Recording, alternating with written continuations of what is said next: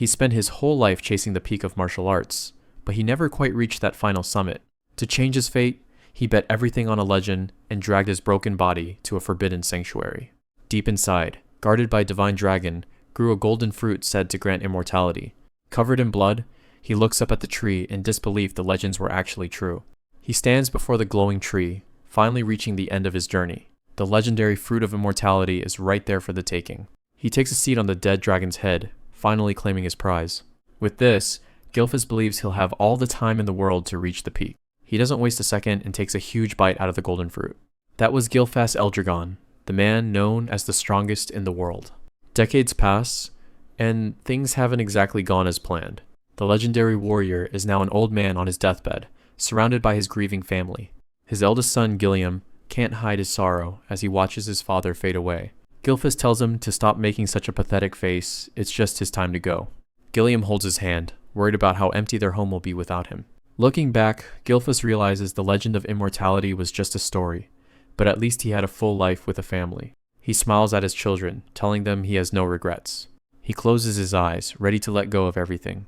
But that's a total lie on the inside. He's absolutely furious that he's dying like this. He grits his teeth, desperately wishing he had just a little more time. He reaches out one last time, still obsessed with that final peak of martial arts. And just like that, the life of Gilphas Eldragon officially comes to an end. But then, he suddenly wakes up feeling strangely light, wondering if he was just asleep. He looks down and realizes his hands are tiny and very much belong to a baby. He can't believe it. He's actually been reborn as an infant named Zeke. Zeke stares up from his crib, freaking out over what's happened. He tries to stay calm, but for a 10-star master to suddenly end up in a diaper is definitely not normal. Then it hits him, it has to be because of that golden fruit he ate all those years ago. It wasn't immortality after all. The fruit actually granted him reincarnation. A tiny grin creeps onto his face as he realizes this is his second chance to reach the peak. He looks around and notices dozens of other babies in cribs around him. Zeke figures he must have been reborn back into the Eldragon family, but he's being kept in some separate building. Suddenly, the doors swing open and a group of maids roll in a cart filled with bottles. One of the maids announces it's feeding time as she prepares a bottle of strange red liquid. A goblin starts screaming as the maids grab it. Zeke watches in horror as they start draining blood from the creature. Nearby, another baby instinctively spits out the red liquid, making a total mess. Blood splatters across his face, leaving him completely stunned. A maid picks Zeke up next, while the others continue the feeding behind them.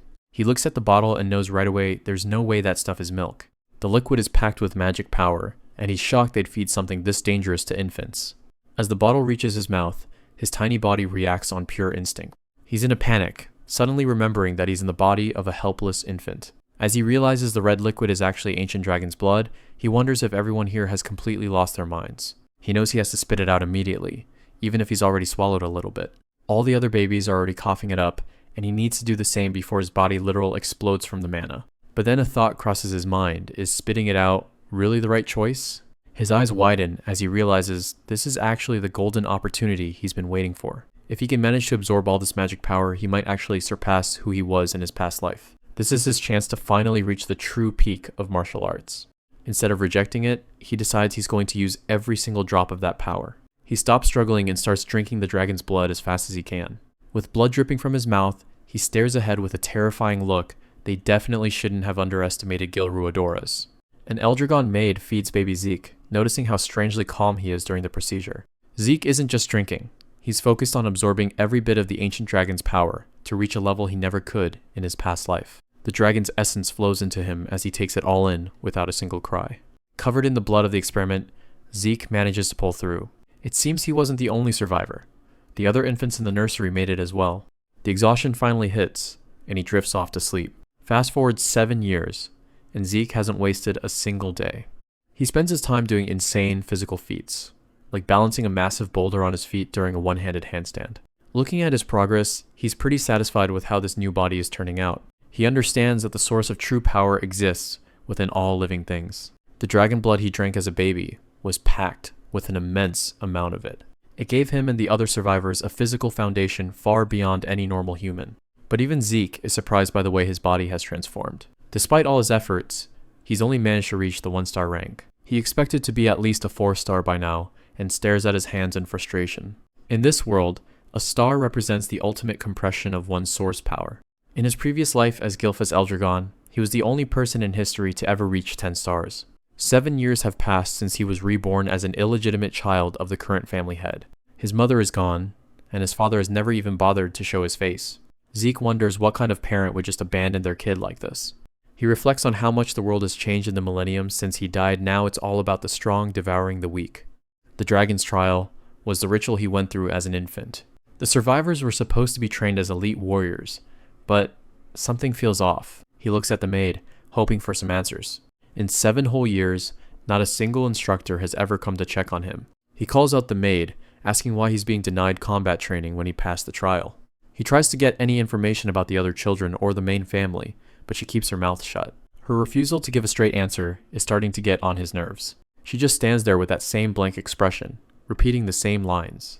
Zeke asks point blank if he's being mistreated, but she claims her only orders are to take care of his basic needs. He notes that even this maid is a 3-star fighter, which would be enough for basic sparring. Since she won't help, he decides to just head into the forest on his own. He leaves the training grounds behind and disappears into the trees. Deep in the woods, he begins his unconventional training. He forces himself to eat poisonous herbs, treating the bitter, awful taste as part of his growth. As he moves through the brush, he notices strange roots that seem to be trailing him. Something is definitely watching him from the shadows. A massive anger boar bursts out of the foliage, glowing with a weird purple aura. Zeke spots a black mist surrounding the beast, something that definitely didn't exist 1,000 years ago. The boar charges, leaving trails of dark energy in its wake. Zeke remains calm and sidesteps the attack with perfect timing. He follows up with a heavy punch, blasting the boar back with a burst of power. Zeke looks at his hand, surprised that, even at 1 star, a light tap from him could do that much damage. As he hauls the boar carcass back, he reflects on how the quality of a star is what truly counts. He's starting to get bored of this isolation and wonders if it's time for a journey. Hidden in the trees, a watcher is stunned that Zeke killed a boar with a star despite having 0 training, and the kid even spotted him. Zeke's life has been rough. His mother died young, his father ignores him, and as the child of the family head, he's basically a prisoner under constant surveillance. The observer in the woods realizes this situation is becoming much more interesting than they anticipated. Back at his quarters, Zeke senses a powerful presence nearby someone at the 4 or 5-star level and wonders what business they could have with him. 2 uniformed men from the Eldragon family suddenly appear, and Zeke demands to know what they want. The presence of the Eldragon emblem makes him even more curious about their visit. An official bows respectfully, announcing they've come to take Zeke for a special examination. Zeke is completely blindsided by the news. He shouts in frustration, since absolutely nobody mentioned anything about an exam until now. Zeke can't wrap his head around the fact that he's actually back. Seeing the main house again after 17 centuries feels surreal. He remembers being taken from his home as a child and told he wasn't even fit to enter the grounds in his own clothes. This place is the Eldragon family's exclusive school, the Dragon's Nest. Every kid born into the family is expected to enroll here for training once they hit 7. And today is finally the day of the entrance exam. A boy with blue hair walks up to check on Zeke, looking pretty worried. He introduces himself as Rangas, and mentions Zeke looked like he was in some kind of trouble. Rangas seems timid, but Zeke can tell he's got a decent amount of nerve for coming over. Zeke introduces himself back, keeping things simple. Rangas is surprised by Zeke's casual attitude toward the exam. When Zeke admits he doesn't even know what the test is, Rangas nearly has a heart attack. Their conversation is cut short when a loud voice starts barking at Rangas. This guy is Retin, and he's already acting like he owns the place. He starts berating Rangas, telling him to just go home and play babysitter. Retin and his buddy burst out laughing, mocking Rangas' father for being a mock dragon. In the Eldragon family, the hierarchy is absolute and strictly enforced by a monarch. There are the rookies at the bottom, then the common soldiers just above them. Above them are the captains and the elder dragons who run the whole show. But below everyone else are the mock dragons, those who failed to enter the school. They're treated with nothing but contempt, viewed as mere imitations of the real deal. Rangas clenches his fists, wanting more than anything to prove they aren't fakes. Zeke speaks up, asking why it's supposed to be impossible for Rangas to succeed. Retin just points and mocks them both, claiming they're all just too weak to matter. Zeke isn't bothered. He can tell Rangas is already way stronger than these clowns.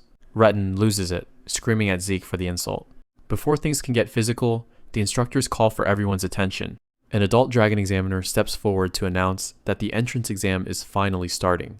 Retin gives Zeke a final glare, promising to remember his face for later. Zeke just sighs, thinking the kids these days are way too short-tempered. Zeke realizes he probably would have been pissed too if someone told him a runt was stronger. Rangas is actually surprised to learn that withdrawing is even an option. He kindly suggests Zeke might want to quit now to avoid getting himself hurt. Zeke can't help but chuckle. There's no way someone at his level could just walk away. The examiner explains the test. Just put a single scratch on one of the giant rocks. They're given 3 attempts, and weapons are provided if they don't want to use their bare hands. To Zeke, this sounds like a remarkably easy test. Compared to the insane rituals he went through in his past life, this is nothing. He looks at his number 1 tag, feeling pretty let down by the low stakes. The examiner shouts for the first group to begin. One boy puts everything he has into a massive swing against the stone. His sword shatters instantly, leaving his hands bloody, and the rock completely untouched. The other kids are completely stunned by how hard the rock actually is. The examiner is cold as ice, marking the first attempt as a failure and asking if they want to try again. But they don't even get a second chance. The kid is considered a forfeit and dragged off.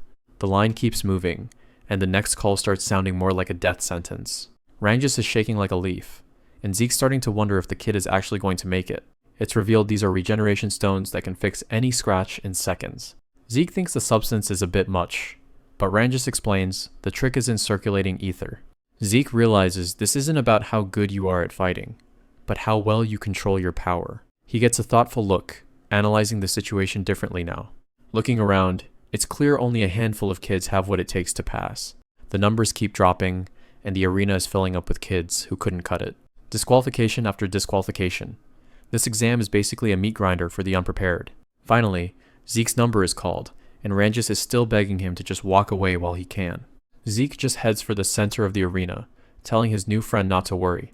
The official asks him to pick a weapon for his turn. Zeke just clenches his fist with a confident smirk, telling him it won't be necessary. Zeke walks toward the center of the training grounds. The instructor asks if he's really going to try this without a weapon. The other candidates start whispering. They're convinced that no matter how good he is with ether, bare fists won't do a thing. Rangas is in the stands, sweating. He's regretting not trying harder to stop Zeke from doing something so reckless. The examiner doesn't push it and gives the order to begin. Zeke sizes up the rock. He can tell this mineral is unlike anything he's ever seen, probably formed over 1,000 years. Rangas can't stay quiet and shouts out Zeke's name in a panic. Zeke isn't listening. He charges forward, his eyes glowing with power. He prepares the afterlife form of the Dragon Slayer combat technique. He slams his fist into the stone, creating a massive explosion of debris. As the dust settles, Zeke looks at the rubble and realizes that specific move might be a bit too advanced for his current body. He laughs it off, even though his arm is a bloody mess, and mutters that he clearly needs more training. The examiner is left speechless, staring at the destruction. Laika watches from the crowd, finding the whole display very interesting. Rangas is just staring, completely broken by what he just saw. The entire arena erupts in shock, while Zeke just stands there with a satisfied grin. The examiner is sweating. He knows only a 4-star rank should be able to smash a regeneration stone like that. He studies Zeke, recognizing the technique from somewhere, and wondering about the boy's lineage. Zeke walks up and asks for his results, while the guy is still trying to compose himself. He officially announces Zeke's pass, which doesn't seem to surprise Zeke at all. An assistant comes over and hands him a small green bottle as a reward. Zeke looks at it and wonders if this is really the best they can offer these days. Rangas tells him to just calm down. Rangas runs over, still babbling about how incredible it was that he destroyed the stone. Zeke shows him the reward, asking him what it actually is. Rangas is surprised Zeke doesn't know, explaining it's just a standard healing potion. Zeke takes a closer look. He was half expecting an actual elixir. Real elixirs are potions made from the rarest materials imaginable. They use herbs that only grow in hidden realms and pure elixir cores. They even use parts from divine beasts that are nearly impossible to find. Drinking one can heal old injuries in a heartbeat. Zeke decides to drink it anyway, and a green glow starts mending his shattered arm instantly. Rangas explains that the potions made by House Eldragon are famous for being way better than anything you can buy in a store. Zeke is genuinely impressed that his wounds are gone so quickly. Rangas tells him he's the more impressive one, though he notes there was no massive ether surge like you'd get from a real elixir. Zeke looks at the empty bottle, reflecting on a millennium of human wisdom. The exam moves on to the next candidates, with more names being called out. A few more students manage to pass, though they look like they've been through a meat grinder. Zeke watches them go, noting that their success was expected. Then, candidate 414 is called. Rangas starts heading down to the floor, shaking and trying to psyche himself up. Zeke shouts down to him, telling him he'll be fine and to just pull himself together. Rangas takes his position with his sword and the instructor signals him to begin. He lunges forward with a scream, putting everything he has into the strike. The impact sends him flying backward. The examiner tells him he's failed the first try, but has 2 more attempts. Rangas doesn't back down. He gets up and delivers a massive vertical slash that lights up the area. Rangas hits the dirt hard, gasping for breath after his second failed strike. The kids in the stands start howling with laughter, mocking him for failing despite his half-dragon blood. They keep jeering, sarcastically asking if this stronger student is really done already. Zeke just watches them, his expression unreadable. The examiner looks down at his clipboard, coldly asking if he's going to use his final attempt. Zeke steps forward and asks Rangas a simple question. Why didn't he just use a spear? Rangas looks up, bewildered, as Zeke tells him there's no point in swinging a weapon that doesn't fit him. The crowd thinks Zeke is an idiot, shouting that Rangas' father only ever taught him how to handle a sword. Zeke ignores the noise and asks the examiner if there's any rule against switching weapons mid-test. The guy says it's not an issue. Zeke turns back to his friend with a smile, telling him that's his green light. He asks Rangas if he's really okay with walking away after being humiliated like that. Rangas looks down at his hands, the weight of his father's expectations and the crowd's mockery pressing in on him. Finally, he looks up with a new light in his eyes and declares that he'll give the spear a shot. Rangas' father was an outsider, never permitted to enter the prestigious Dragon's Nest. People mocked the man, labeling him a fake, but he didn't let it stop him from raising his son with pride. Now, Rangas stands on the training grounds, determined to prove that his bloodline isn't just for show. He's clutching a spear but honestly has no clue what to do with it. Zeke gives him a pointer. Stop thinking so hard and just thrust the thing straight. The boy decides to trust him and readies himself for one clean strike. If someone like Zeke believes in him, then he figures he should start believing in himself too. He lunges forward with a shout, driving the spear into the target. The other candidates are already laughing, thinking a simple weapon change won't fix his lack of talent. Their smirks vanish when the spear doesn't just hit the rock, it pierces straight through. The bullies can't even find the words to describe the shock of seeing such a powerful hit from him. Even the instructors are stunned, noting that he didn't just scratch the surface, he completely impaled it. The announcement comes out. Rangas passed. He stands there in total disbelief for a second. Then, he loses it, jumping for joy and tackling Zeke in a massive celebratory hug. In the back, the losers try to cope by claiming it was nothing but dumb luck. That marks the end of the testing phase as the lead instructor calls the session to a close. With the trials over, it's time to move on to the official entrance ceremony. Rangas is a bit surprised that was it, but Zeke knows better than to think things will stay this easy. The heavy hitters of the Eldragon family finally make their appearance to address the new class. One man walks out radiating a chilling aura that immediately sets the whole mood to depressing. Zeke asks who the gloomy guy is, nearly giving poor Rangas a heart attack right then and there. The boy frantically tries to cover Zeke's mouth before he says something that gets them both in serious trouble. While everyone else is shaking, Zeke is calmly analyzing the family's forces, spotting several high-level fighters. This is Balza Eldragon, the current family head and a powerful 8-star warrior. Zeke recalls that 1,000 years ago, guys this strong were incredibly rare, making him wonder about the world's current power scale. Despite the man's status, Zeke decides he's not a fan, even after Rangas reminds him that's his own father. The crowd falls into a dead silence as Lord Balza prepares to deliver his opening remarks. He tells the kids to become the flesh and blood of the family, his dark energy practically suffocating everyone on the field. The pressure is so immense that the students buckle, gasping for air under the weight of his presence.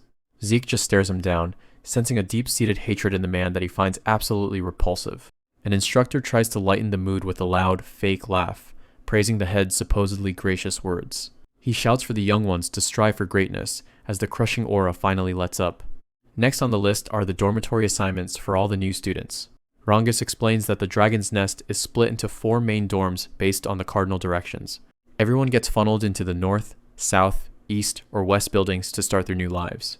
Rangas' number is called up first, so Zeke tells him to take care, as they split off. The east dorm looks more like a royal palace than a student bunkhouse. Zeke kicks the door to his new room open, offering a cheerful apology to whoever he's about to share the space with. Zeke stands by the table, while Rangas looks at him from across the room. Rangas gives a bright smile, happy to have made a new friend. He laughs, admitting he's been feeling pretty lonely lately.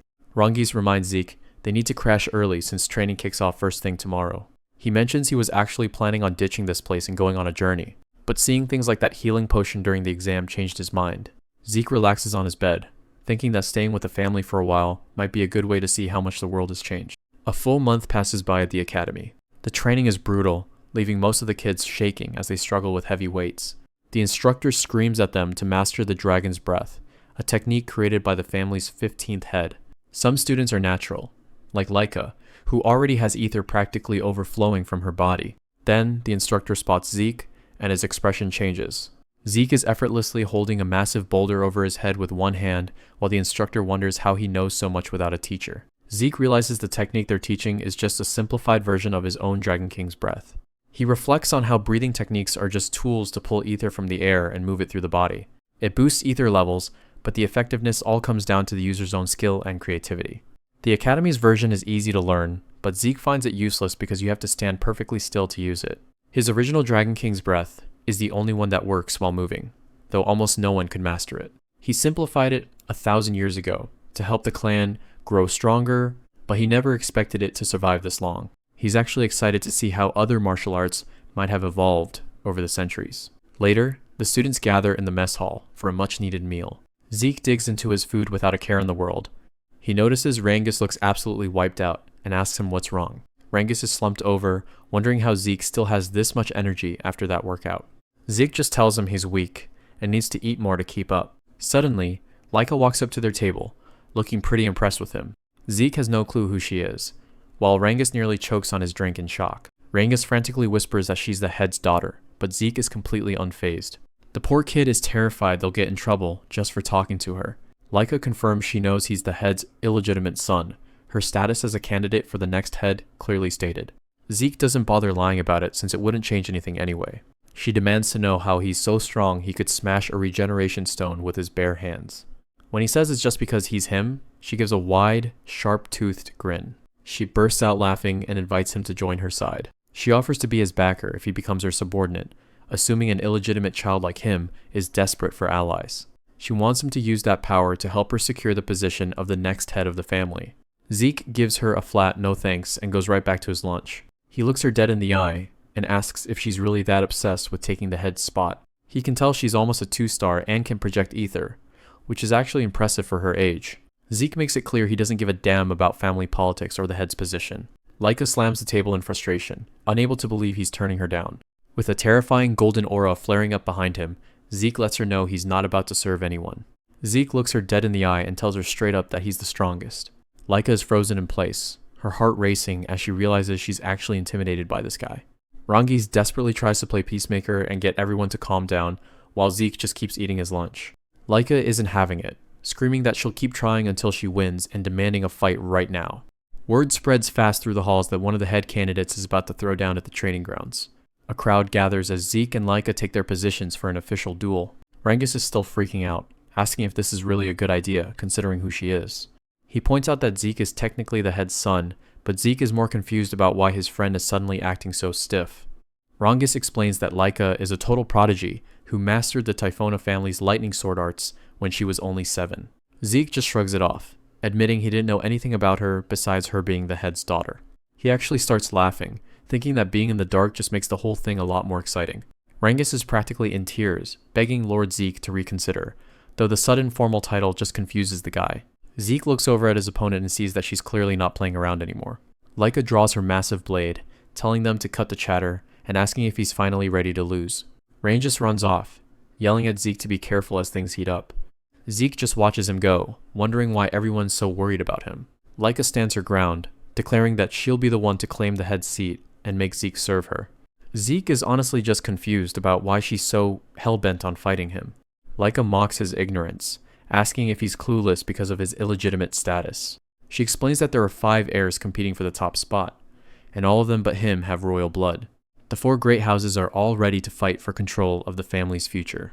Zeke doesn't really care about the politics, it all just sounds way too complicated.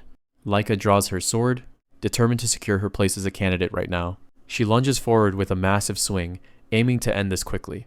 The ground shatters as her training blade slams down, but Zeke manages to step aside. The crowd is stunned by how fast she can swing a sword that massive. Spectators notice her power is sharp and steady, only getting faster with every move. Zeke just laughs it off, dodging her attacks with zero effort. Laika is fuming. She can't believe she hasn't landed a single hit yet. Zeke notes that her style is unique and her speed is impressive for a 1-star rank. She tells him to shut his mouth and just focus on the fight. Zeke decides to show her what real speed looks like. He slips through her guard and delivers a direct strike. The impact hits hard, sending a shock through her entire body. Laika gasps for air, wondering how a fellow 1-star could possibly be this fast. Zeke stares her down, reminding her that rank isn't everything. He tells her bluntly that she simply can't keep up with him. He explains that he can read her every move, her breath, her muscles, even the way her eyes shift. To him, fighting her is just a matter of experience. Laika screams that he's being absurd and charges in again. Zeke effortlessly flips over her attack, landing behind her with ease. A massive cloud of dust kicks up from the impact of their clash. The onlookers are in total shock, wondering if their star people actually lost. Rangas is thrilled, but Zeke warns him that the fight isn't over yet. Zeke is actually impressed that she gathered enough power in her core to survive that hit. Laika stands back up, coughing through the dust and clutching her side. Zeke realizes she's managed to break through and reach the 2-star rank. The crowd spots the change immediately. It's the mark of a 2-star. She's projecting aura now, a sign of her power manifesting outside her body. Laika admits she owes this growth to him for pushing her to her limit. She strikes again, far faster than before, confident that he won't stand a chance now. Zeke's face lights up with a grin. He loves the sudden challenge. She sweeps her blade in a golden arc, pushing Zeke back for the first time. A small cut opens on Zeke's cheek as he barely avoids the full force of the blow. He's genuinely shocked. He was sure he had dodged that completely. Laika holds her sword steady, showing off the true extent of her new strength. Laika's eyes glow as she prepares her ultimate move, the true Thunder Spirit Greatsword Arts. Zeke is actually excited, realizing he's about to witness a martial arts style he's never seen before. A massive grin spreads across his face as he admits this is the absolute best. The Thunder Greatsword technique kicks things off with a blinding flash of energy.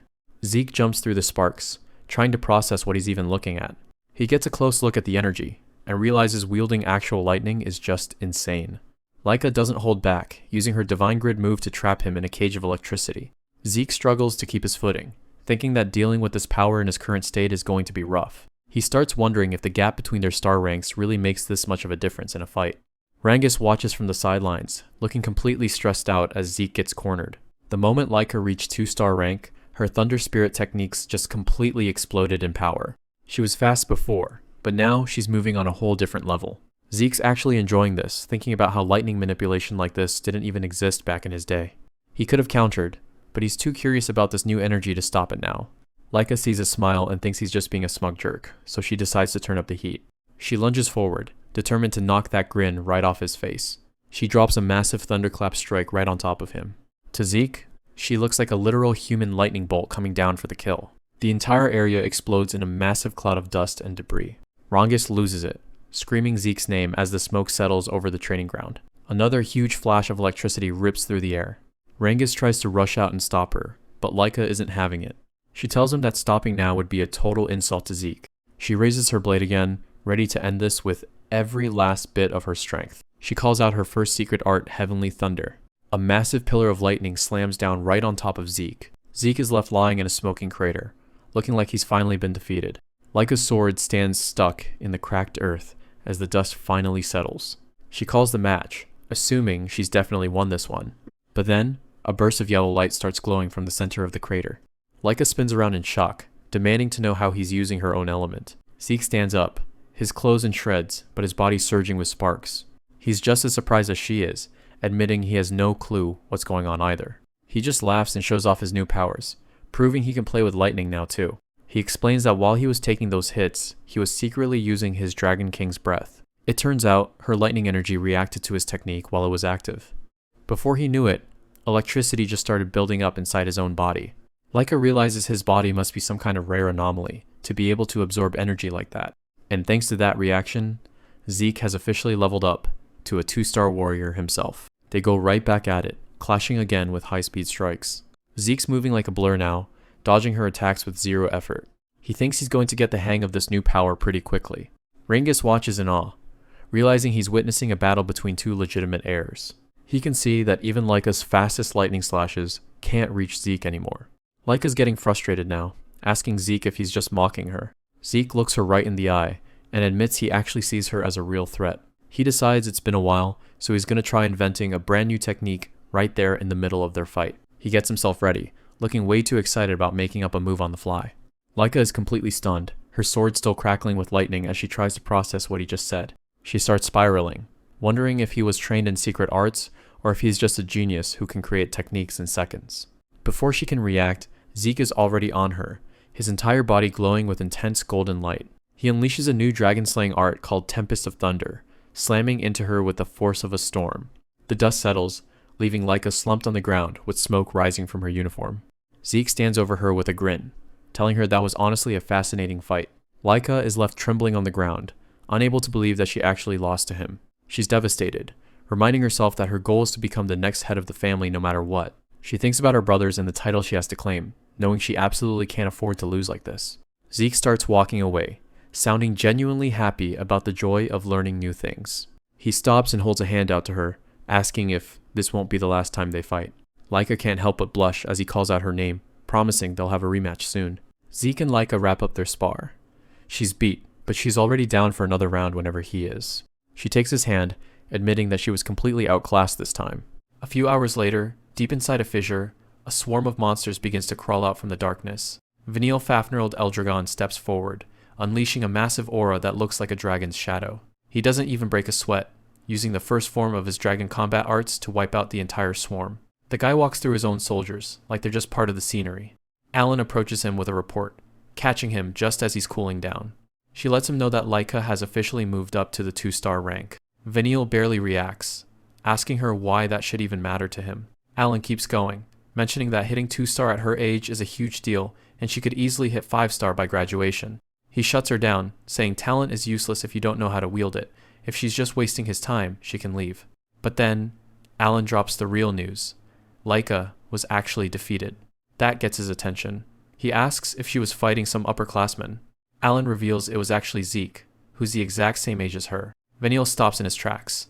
He remembers Zeke as the child of that one particular woman. He knows she had a gift for combat, but she's been dead since before Zeke was even born. He wonders who could have possibly taught the kid enough skills to take down a 2-star. He realizes Zeke hit that rank entirely on his own, without anyone showing him the ropes. Hearing that, he decides it's time to kick off the first trial. Alan is worried it's too early, since they've barely been in formal training for a month. Vanille doesn't care about their training time. In his eyes, if they can't survive the trial, they have no future in the clan. He stares off into the distance, labeling anyone who fails as completely unworthy. He gives the order to bring Freya back immediately. The fact that someone could beat Laika on their own has him genuinely curious. Freya is going to oversee the entire trial, and Vanille wants her to keep a very close eye on everything. He smirks, thinking things are finally starting to get interesting. The next day at the training grounds, the students are all working hard on their forms. Rangas is giving it his all, throwing punches with everything he's got. Then there's Zeke, who is casually balancing massive boulders on his shoulders while air sitting. He's practicing a body enhancement technique called Dragon's Breath, designed to be easy enough for even kids to learn. Rangas looks over and asks why he isn't actually training. Zeke just stares back, wondering what he's talking about. Zeke mentions he already mastered the dragon combat arts, which leaves Rangas completely stunned. He tells Rangas that his ether flow is completely off, and offers to show him the right way.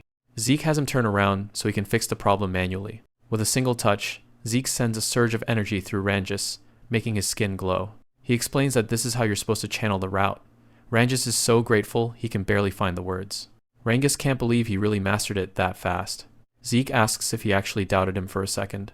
Rangas thought it would be too simple and boring for someone who could beat Laika. Zeke disagrees, saying the stability of the technique is actually pretty impressive. He remembers back in his past life how his sons used to complain that this stuff was too difficult. The Dragon Slayer combat technique is made up of 4 complex forms that hold overwhelming power. Then there's the final form, the legendary move that was used to slay the divine dragon itself. Zeke is in high spirits, figuring that since he's got a handle on the dragon combat arts, he can go back to his usual workout routine. Seeing how far he's progressed, Rangas immediately jumps in and begs Zeke to keep training him. He's desperate to get even a little bit stronger, and Zeke doesn't see any reason to say no. Rangas is actually a bit stunned that Zeke agreed so easily, but the master just takes it in stride. Suddenly, Laika chimes in too, looking a little shy as she asks for some personal instruction herself.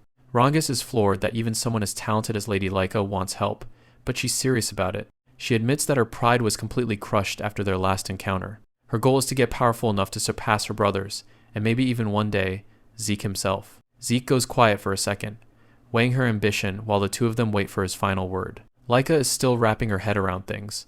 Zeke is also a candidate to lead the family, so she can't understand why he'd be willing to train her his own rival. Zeke just crosses his arms. He doesn't mind, but he's more curious if she's actually okay, considering her injury should have kept her down for a month. She holds up a small bottle and shrugs it off. She used a healing potion, so she's perfectly fine, and thinks he's worrying about nothing. Raymond whispers to Zeke that those potions are just as ridiculous as ever. Zeke doesn't seem shocked. He tells Raymond that when it comes to Laika, nothing is really impossible. She asks him point blank if he's really going to be her instructor. She wonders if he shouldn't be spending that time on his own training instead. Zeke just laughs it off with a big smile. He says he'd never turn away an eager young talent. Laika and Raymond just stare at him. They're all the same age, after all. Regardless of the age gap, she's determined. She'll do whatever it takes to get stronger and claim that headship. Zeke is curious, though. He asks why she's so obsessed with that specific position. She explains the cold reality. If she doesn't become the head, her only path is a political marriage, either to a cousin or some man she's never even met. Zeke is stunned by the revelation.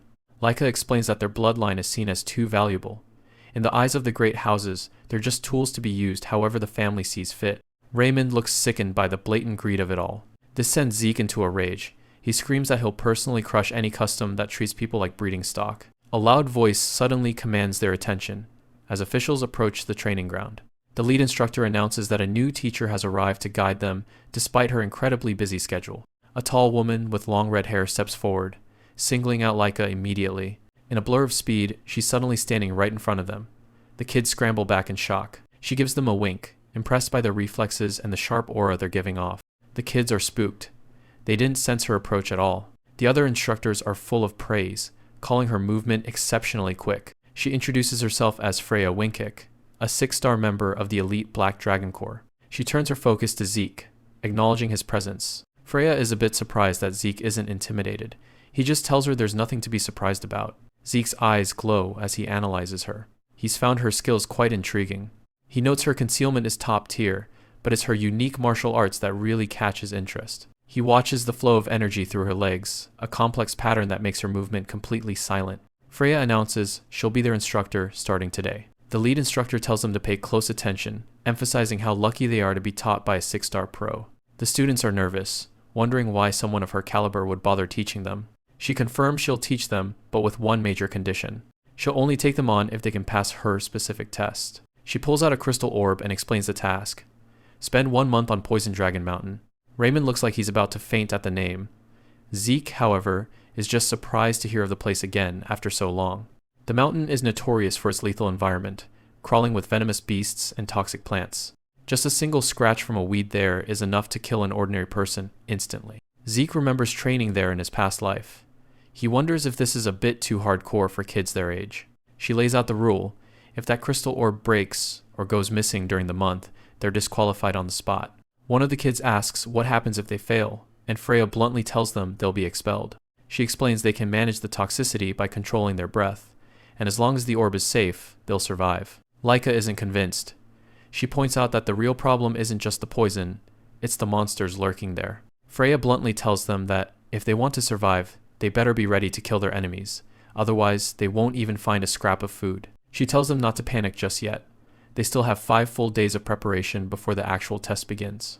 During those 5 days, their task is to choose and master one of the L Dragon family's basic martial arts. But she warns them with a chilling smile.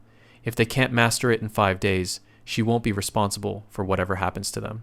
One kid asks if she'll step in to save them if they're in danger, and she just laughs at how adorable their naivety is. She reminds them that this is the L Dragon family, where the strong thrive and the weak are simply forgotten.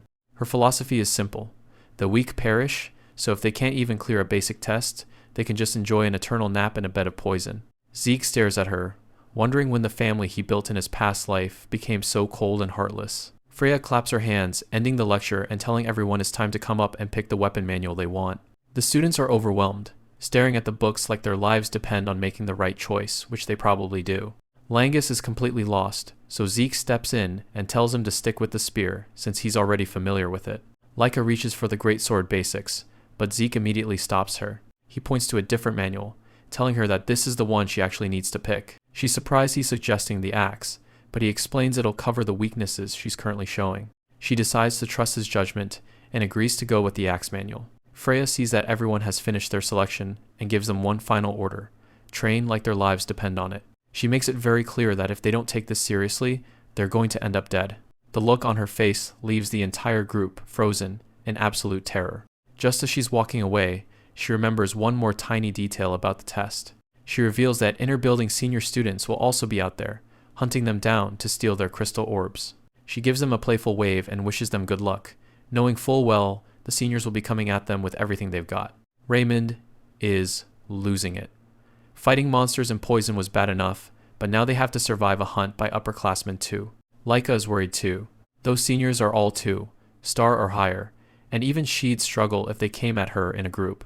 Zeke suggests that if they can't handle the seniors alone, they should just form pairs or small teams to increase their odds. He points out that teaming up also makes hunting for food and monsters way easier. Raymond then asks Zeke what he plans to do. Zeke just gives a big happy grin and says he's going to enjoy the challenge solo, of course. He heads off for some food before training, leaving his friends to realize that despite his talent, he's definitely a bit weird. 5 days pass in a flash of intense training.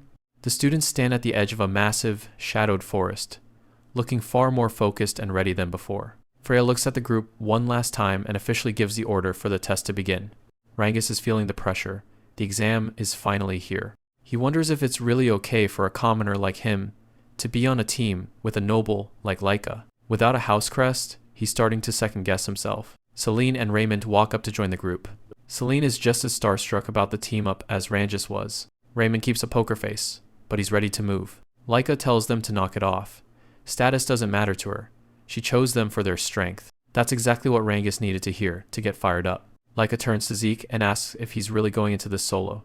Zeke's lack of nerves is actually making the others more anxious. He doesn't see what there is to be worried about. In Zeke's eyes, their concern just proves they're a good fit for each other. He admits that Laika's group is looking pretty solid. She certainly has a sharp eye for talent. With the roles balanced out, Zeke is confident they'll pass without any trouble.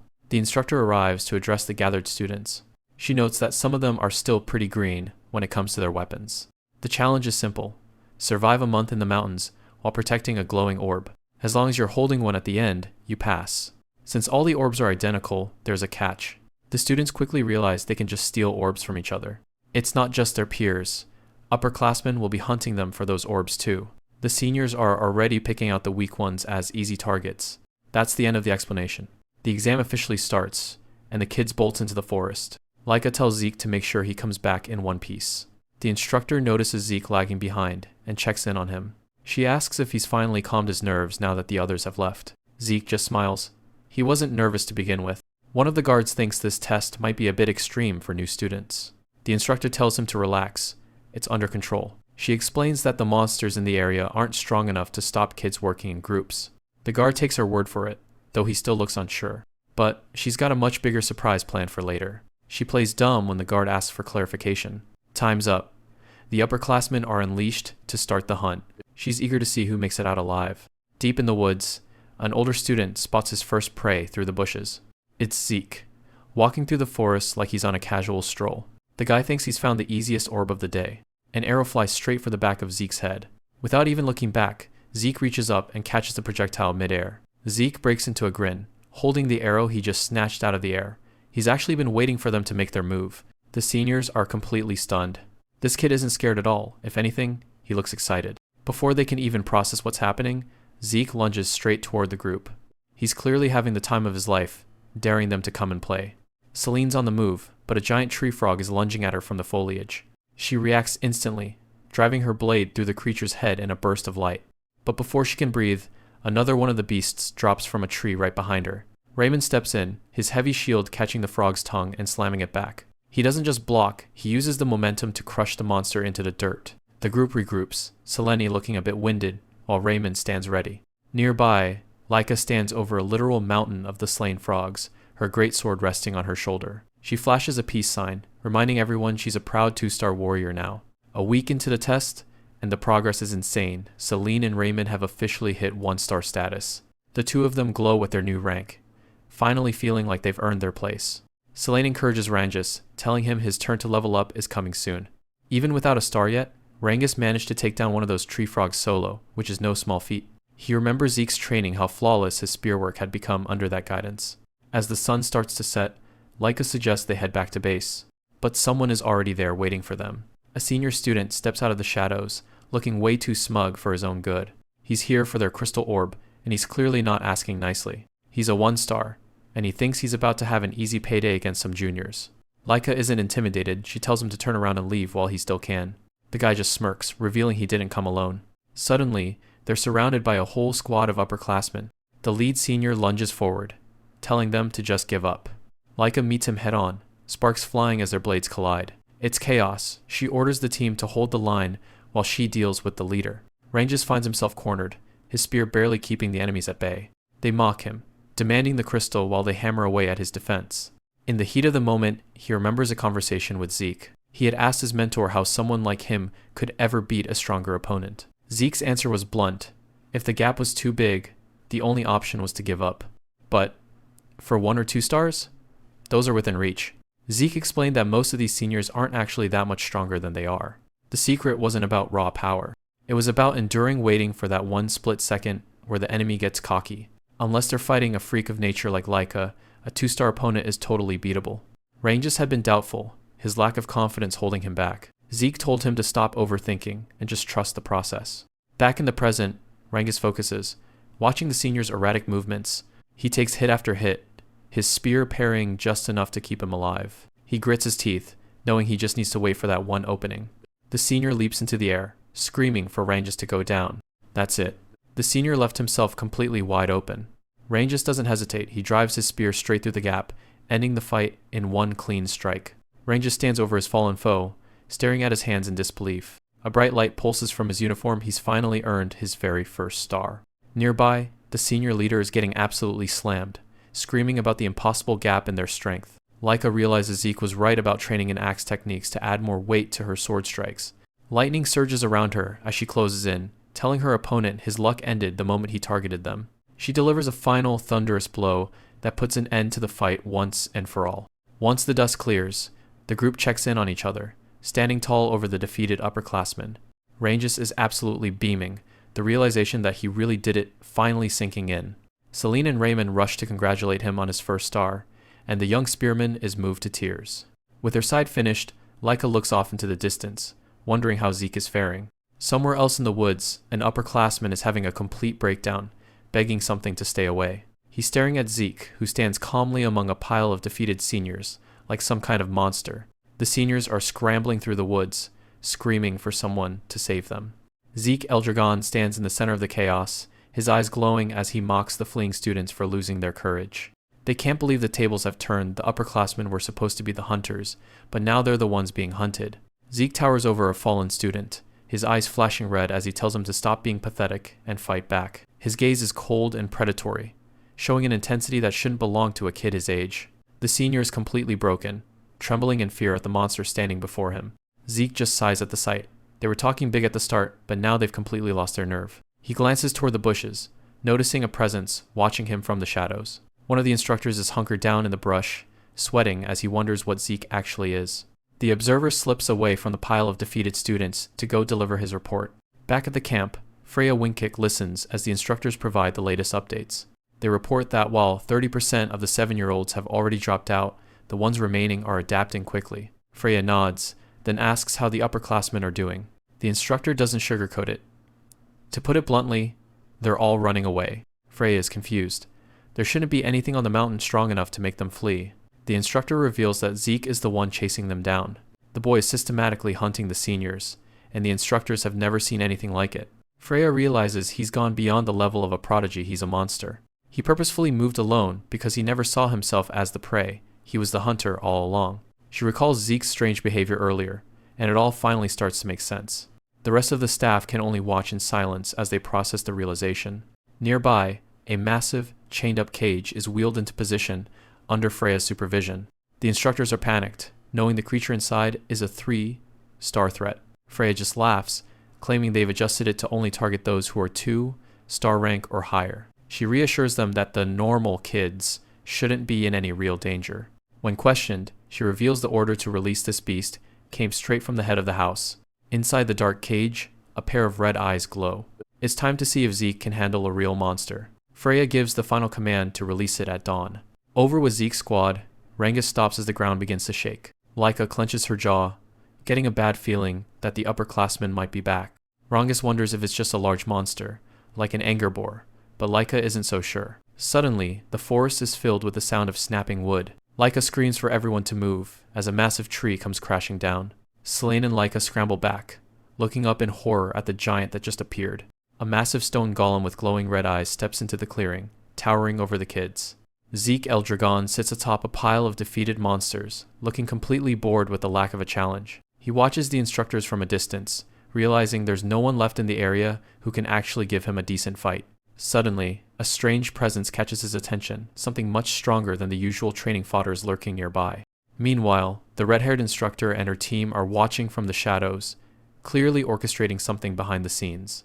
Zeke catches on to their plan and breaks into a wicked grin, finally finding an excuse to enjoy himself. He takes off at a sprint toward the 3-star class area, not about to miss out on the action. In another part of the forest, Marin charges forward with her sword drawn. She lands a strike on a massive stone golem, but her blade just bounces harmlessly off its rocky hide. Raymond watches in horror as their best efforts don't even leave a scratch on the monster. The golem retaliates, forcing the group to scramble as it shatters the ground beneath them. Laika drops in from above, her sword crackling with lightning as she lands a thunderflash strike. She quickly realizes that this beast is meant for high-rank fighters and is far beyond their current level. Edges panics, looking to Laika for any kind of instruction as the giant looms over them. She tells the group to run while she stays behind to draw its attention. She explains that her most powerful aura attack barely managed to crack its arm. They're completely outmatched. Laika warns that they'll only slow her down if they stay, but the team isn't ready to abandon her. Raymond steps forward, shield raised, determined to support her despite the danger. Marin and Edges join him, deciding that they'll take on the monster as a unit. Raymond gives a confident nod, finally finding his nerve. Fired up, the group coordinates their next move, asking for everyone to back them up. Laika charges back into the fray, lightning surging through her sword once more. Raymond takes a direct hit from the golem's massive fist, his shield groaning under the pressure. Marin and Edges strike simultaneously, distracting the beast while Laika prepares her finishing move. She unleashes Heavenly Thunder, a colossal blast of electricity that engulfs the golem. As the dust settles, Laika collapses to her knees, leaning on her sword for support. Raymond and the others rush over, checking to see if she's okay after that massive discharge of energy. The team prepares to head back to base, thinking the battle is finally won. But the golem isn't down. It lunges from the smoke and grabs Laika in its massive hand. She realizes she let her guard down too soon as the monster prepares to crush her. Edges and the others watch helplessly as the golem raises its other fist to finish them off. Suddenly, a massive tree trunk comes flying through the air like a projectile. The tree slams directly into the golem's head, pinning the giant to the earth. The group stares in shock, wondering what on earth could have hit the monster with that much force. Zeke comes bounding out of the trees, looking like he's just finished a light workout. He gives a cheery salute, laughing as he dismisses the terrifying monster as nothing more than a clay doll. A massive bolt of lightning tears through the sky, and Zeke realizes things are taking a turn for the worse. He sprints through the forest, thinking about how his prime self would have covered this distance in a heartbeat. Laika's team is backed into a corner by a 3-star opponent, and Zeke wonders how much longer they can hold out. The boy leaps from the trees, closing the gap between them and the threat. He charges toward the source of the commotion, navigating the dense forest at full speed. He recalls the basic combat manuals given to the kids before the test, just like the Dragon Slayer technique booklets. These basic arts trace back 1,000 years to the legendary first head of the Eldragon family. Zeke finally reaches the group and casually asks if everyone is holding up okay. Rangas is in a total panic, pointing frantically at the massive threat lurking just ahead. A stone golem towers over them, possessing a heavy presence, but absolutely no life force. He walks right up to the monster, checking out its rock-hard shell with a smirk. Laika and Rangas can't believe how reckless he's being, but for him, this is already getting boring. The golem doesn't waste any time, bringing down a massive fist with surprising speed. Zeke keeps his cool and tells the kids to stay back, warning them that things are about to get dangerous. The group takes the hint and hauls it out of there while the golem continues its assault. The protagonist ducks under a swing and prepares to go on the offensive. He clenches his fist, wanting to see if the monster's insides are just as tough as its shell. Zeke lunges forward, activating the first form of the Dragon Destroyer combat arts. Instead of trying to smash the exterior, he uses a burst to flood it with power and rupture it from within. The golem is reduced to a pile of rocks, and the boy is satisfied that his theory worked. A month passes, and the scene shifts to the massive Eldragon main residence. Zeke isn't thrilled about being summoned, wondering why he's the one catching heat after the test. The 1-month trial had ended without any further major incidents after the golem attack. Conditions on the mountain were brutal, and his class saw its numbers drop to 70%. But the survivors came out stronger, with many of them managing to reach 1-star rank. As the red-haired instructor leads him through the palace, Zeke wonders what the head of the family could possibly want. She doesn't hold back, telling him he brought this on himself with his behavior during the exam. The instructor explains that the upperclassmen's test was to attack the juniors and steal their crystal orbs. But thanks to Zeke, they didn't get a single one, and now the entire group has to retake the whole test. She warns him to drop his casual tone before he stands before the Lord Head. Zeke reaches the massive red doors of the main hall, ready for whatever's waiting inside. Freya warns Zeke to watch his mouth, because the Lord doesn't have a problem with killing a child who steps out of line. She's dead serious, one wrong move and it's game over for him. Zeke doesn't seem to care, even though Freya is clearly stressed out just being near the place. Freya reports to the guards outside the massive double doors of the office. She leads Zeke inside, both of them walking into the lion's den. She formally announces that she's brought him as ordered. Vanille sits at his desk, looking every bit the cold and untouchable leader. He immediately grills Zeke about why he decided to attack an upperclassman. Zeke just shrugs it off, asking if he was supposed to just let them walk all over him. He points out the only rule was to survive, so he did what he felt like doing. Freya is practically vibrating with anxiety next to him. Suddenly, Vanille releases a suffocating aura that takes the form of a massive red dragon. The pressure is so heavy that Freya can barely stand, but Zeke stays perfectly calm. He even tells her to stop being so easily rattled by it. Zeke asks if he was called here just for boring questions, so Vanille shifts to asking how he actually gained such power. Vanille mentions the reports of him beating upperclassmen and even taking down a golem. He wonders how a bastard child like him could possibly be this strong. Zeke just gives a smug grin and says it's because he's just being himself. Vanille calls him insolent, but surprisingly offers him a reward for the golem kill. Freya is shocked that he's actually getting rewarded after showing that much disrespect. He's given a choice: a legendary item from the treasury, or access to the secret archives. The Dragon Hall stores forbidden books and ancient knowledge that's been lost to the world, while the treasury is filled with mythical weapons and rare elixirs collected over 1,000 years. These places are strictly restricted, and only the elite are ever allowed inside. Naturally, Zeke asks why he can't just have both if it's supposed to be a reward. Vanille has zero patience for that and just tells him to leave. Freya doesn't wait for a second order and drags Zeke out before he makes things worse. She's thrilled that he even got a reward, but Zeke is already over it. As they walk away, Zeke turns back to give Vanille some unsolicited advice. He tells him that as long as he keeps killing his emotions like that, he'll never reach true strength. Vanille watches him go, his dragon aura flaring up with intense pressure. Zeke wonders about the sheer presence the guy was putting off. Meanwhile, Freya is back to screaming at him for almost getting them both killed. Zeke just brushes it off, saying he simply couldn't hold back his thoughts. He even casually mentions that Vanille is his real parent, which stops Freya in her tracks. She realizes this kid is definitely not an ordinary child. Zeke just smiles and repeats his mantra: he is who he is. Freya thinks about how the Lord's power comes from a superior Dragon King and should be impossible to defy. Yet Zeke stayed completely calm, which is honestly pretty terrifying. She asks what his final choice is, and Zeke jokes about taking both again. He stands in front of the massive estate, finally settling on his choice. He picks knowledge, eager to see the tools and medicines developed while he was idle for 7 years. Rangas asks if the reward is really worth all the hype. Zeke is all for it, saying this is a once-in-a-lifetime chance to learn some serious martial arts. But Rangas reminds him they've only got a limited amount of time before they're kicked out. Laika explains the rules. You can only borrow one book to take home, but you're free to read anything while you're inside. She double-checks to see if Zeke really wants the library over the treasury. Zeke admits he thought about the gear, but he feels like knowledge is way more important right now. Laika points out that the stuff on the second floor is way more advanced than anything they've ever seen. Raymond just laughs, bragging that his own greatsword technique is already the best there is anyway. Just then, the guard steps out and announces they've only got 5 hours to finish. 5 hours might seem like a while, but they've got a lot of ground to cover. Laika's plan is to grab the one book they're taking home first, then spend the rest of the time reading everything else.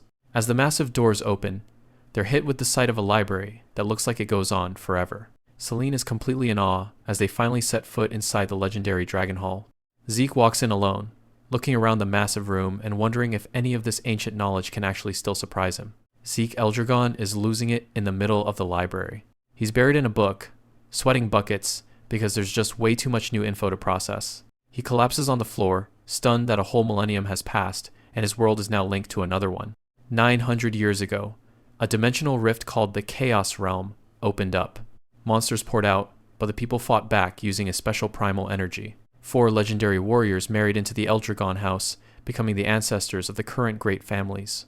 Zeke realizes this, explains the weird dark haze he saw in the boar and Laika's thunder aura. He stays glued to the pages, realizing he's actually reading about things from another world. Then he finds something called magic, a technique he's never seen before. His eyes light up with pure excitement as he realizes there's a whole new power system to explore. Suddenly, a stern voice tells him to shut up and keep it down. Zeke looks around, spooked because he can hear the voice clearly but can't sense anyone nearby. He sits back, annoyed that he can't feel any special power other than standard primal energy. But then, books start swirling through the air all around him. He watches in awe as threads of aether guide the objects with perfect precision. He's completely hooked now, begging to see more of this incredible technique. Before he can react, glowing golden threads wrap around him like a spider web. The library is closing, and Zeke is being forcibly evicted by the unseen librarian. He gets tossed straight out the front doors and hits the pavement. He skids to a stop, his mind still racing about that mysterious magic. Zeke yells back at the library that he's not done yet, just as his friends catch up to him. Laika asks why he's being thrown out like trash, but he just wants to know what they found. Rangas proudly shows off a manual for the Cloudwater Spear technique. Celine holds up her new Wind Blossom Sword manual with a satisfied smile. Edges joins in, showing that he picked up some Guardian Shield tactics while he was in there. Zeke just laughs, thinking about how he actually created all these techniques for fun in his past life. He turns to the last one and asks Laika what she managed to find. She shows him the Heavy Wave Greatsword manual, which was apparently revised by the legendary 15th Lord. Zeke can't believe it, everyone's out here training with the stuff he made centuries ago. He looks up at the hall, remembering all the original versions and improvements he left behind. He stares at a portrait of his past self, realizing his legacy is still the foundation of their strength. He smiles, admitting to himself that this school life isn't as boring as he expected. As he walks away, he's actually starting to look forward to what's coming next. Fast forward 5 years, and the academy has definitely changed the group. Rangas calls out to Laika as they head toward the training grounds. Laika has grown up quite a bit, now 12 years old, and much more focused. The whole squad is out in the courtyard, training hard with their chosen weapons. And right in the middle of it all is Zeke, now 12 and looking sharper than ever. In a grand, sunlit office, a high-ranking official asks for absolute confirmation on a recent discovery. The commander of the Black Dragon Corps, Ein, confirms that their investigation shows an 80% chance of magic water existing inside a new rift. Gilliam Eldragon leans on his hand, frustrated that such a valuable resource appeared in such an inconvenient location. Legend says that anyone who drinks this water becomes a mage, gaining a body that can convert source power into pure magic. While these magic springs revolutionized the world's combat techniques, they also sparked fierce territorial wars. The Eldragon family is at a disadvantage, as not a single natural spring exists within their borders. For a house without a spring, the only way to obtain magic water is by conquering a special rift. Currently, the clan only has a few mages, and they're all seasoned veterans who survived those very rifts. The abundant Dragon Forest location is the real headache, especially with the recent border clashes in the area. Most of the forest is Eldragon land, but a chunk of it spills over into another house's domain. That would be the Cerberus House, a group the commander thinks of as nothing more than hounds.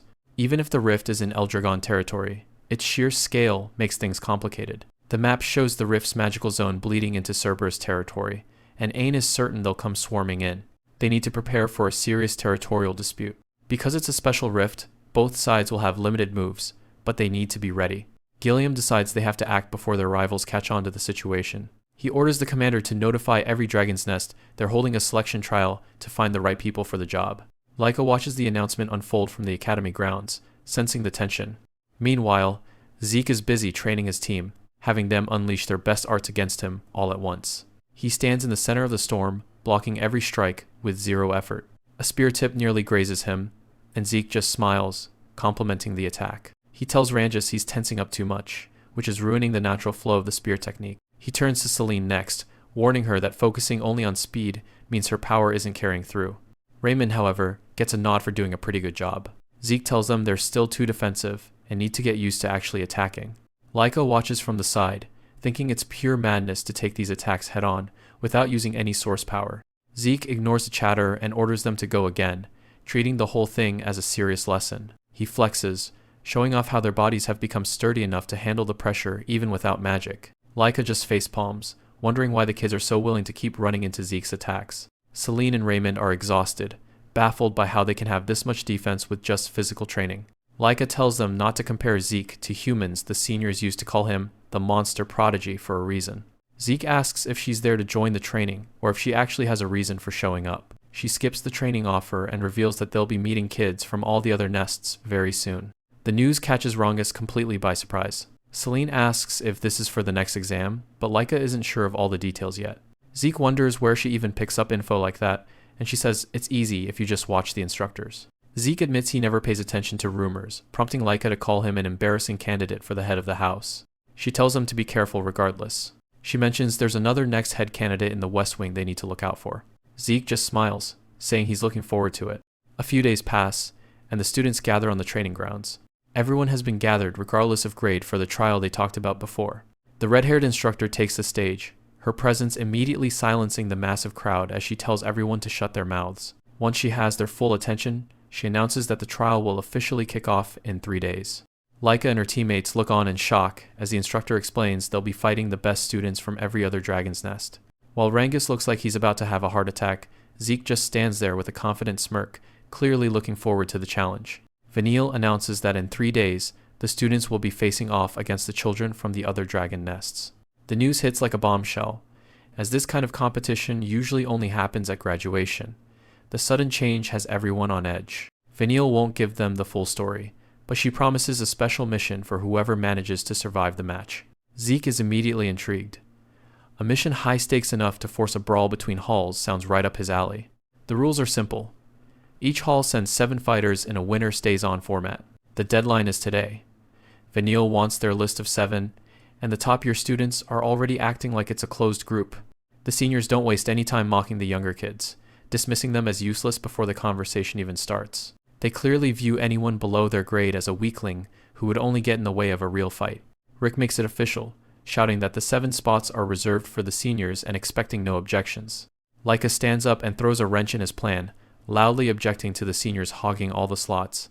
Rick treats her like a confused child, condescendingly explaining that strength is the only factor that matters here. She meets his arrogance with a massive flare of energy, ready to prove exactly where she stands. The crowd is floored. Word was she was barely a 2-star, but the aura she's putting off is clearly at the 3-star level. Laika challenges the seniors to name even 7 people in their class who are actually stronger than her. When they can't find the words, she tells them to stop the talk and open the selection to the lower years as well. As Rick starts to snap back, Zeke casually cuts in and tells him he's being way too noisy. The senior is paralyzed by the sheer audacity of this lower-class kid speaking to him that way. Zeke offers a simple way out, a battle royale where they keep fighting until only 7 people are left standing. He can already see the sparks flying as the hall turns into a battlefield for the trial. Laika loves the idea of preliminaries for volunteers and asks the seniors if they have the guts to agree. Even though Vanille thinks it's a waste of time, she gives them the green light to proceed. Laika makes sure Zeke is in, and he gives her a confident nod. Of course he's joining. Then he drops the bomb on his own team, telling Rangas, Selene, and Raymond that they're all going to be participating. The trio looks like they've seen a ghost. They can barely wrap their heads around the idea of fighting seniors. Selene is on the verge of a breakdown, the mental pressure of the upcoming trials already weighing her down. Zeke doesn't let up, telling them that fighting people above their level is the best way to see the results of their training. He crosses his arms, eager to see if these seniors are actually worth the hype, or if they're all just talk. Zeke stands with his sword slung over his shoulder, sighing about how much of a pain it is to deal with kids being selfish.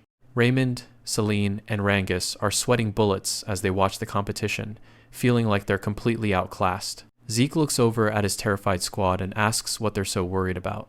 They remind him they're about to fight top-tier 3rd years with 3 stars. He points out that they've been training under him for 5 years straight, which isn't exactly a small feat. He tells them to stop the negative self-talk and actually have some faith in the work they've put in. Their opponent suddenly shouts at them to stop yapping and get over there so he can put them in their place. Other students watch from the safety of the balconies, wondering what's actually going on down there. They're stunned to see the 3-star student flat on his face while Rangas stands over him, making everyone wonder if the top tier has gotten soft. Zeke just gives a satisfied nod, telling them all they did a great job. Rangas is a completely different fighter now, sharp and focused, as he deflects every attack and waits for an opening. Selene is just as impressive, handling the multi-strike Windflower style with a level of skill she didn't have before. Raymond isn't missing a beat either, switching between his shield and his swordplay with perfect timing. Even Laika has reached a new level, her speed and power leaving her opponents unable to keep up. She stands over her fallen target, casually noting that this was about what she expected from them. Another 3-star student points a trembling finger, screaming that it shouldn't be possible for them to lose to lower-ranked kids. Zeke walks right up to him, unimpressed that he's still running his mouth after getting beat. He explains that things like age and the number of stars on a uniform are just indicators, not a measure of real strength. The guy loses it, yelling that stars are power and calling Zeke a brat who doesn't know how the world works. Zeke's eyes take on a terrifying glow as he reminds the guy that everyone dies the same way if you just destroy their heart. The student is suddenly terrified, sweating as he asks who this kid even is. Zeke says he's done talking, it's just the two of them left, and he wants to see what kind of martial arts the guy has actually mastered. He invites him to show just how much training he's really done.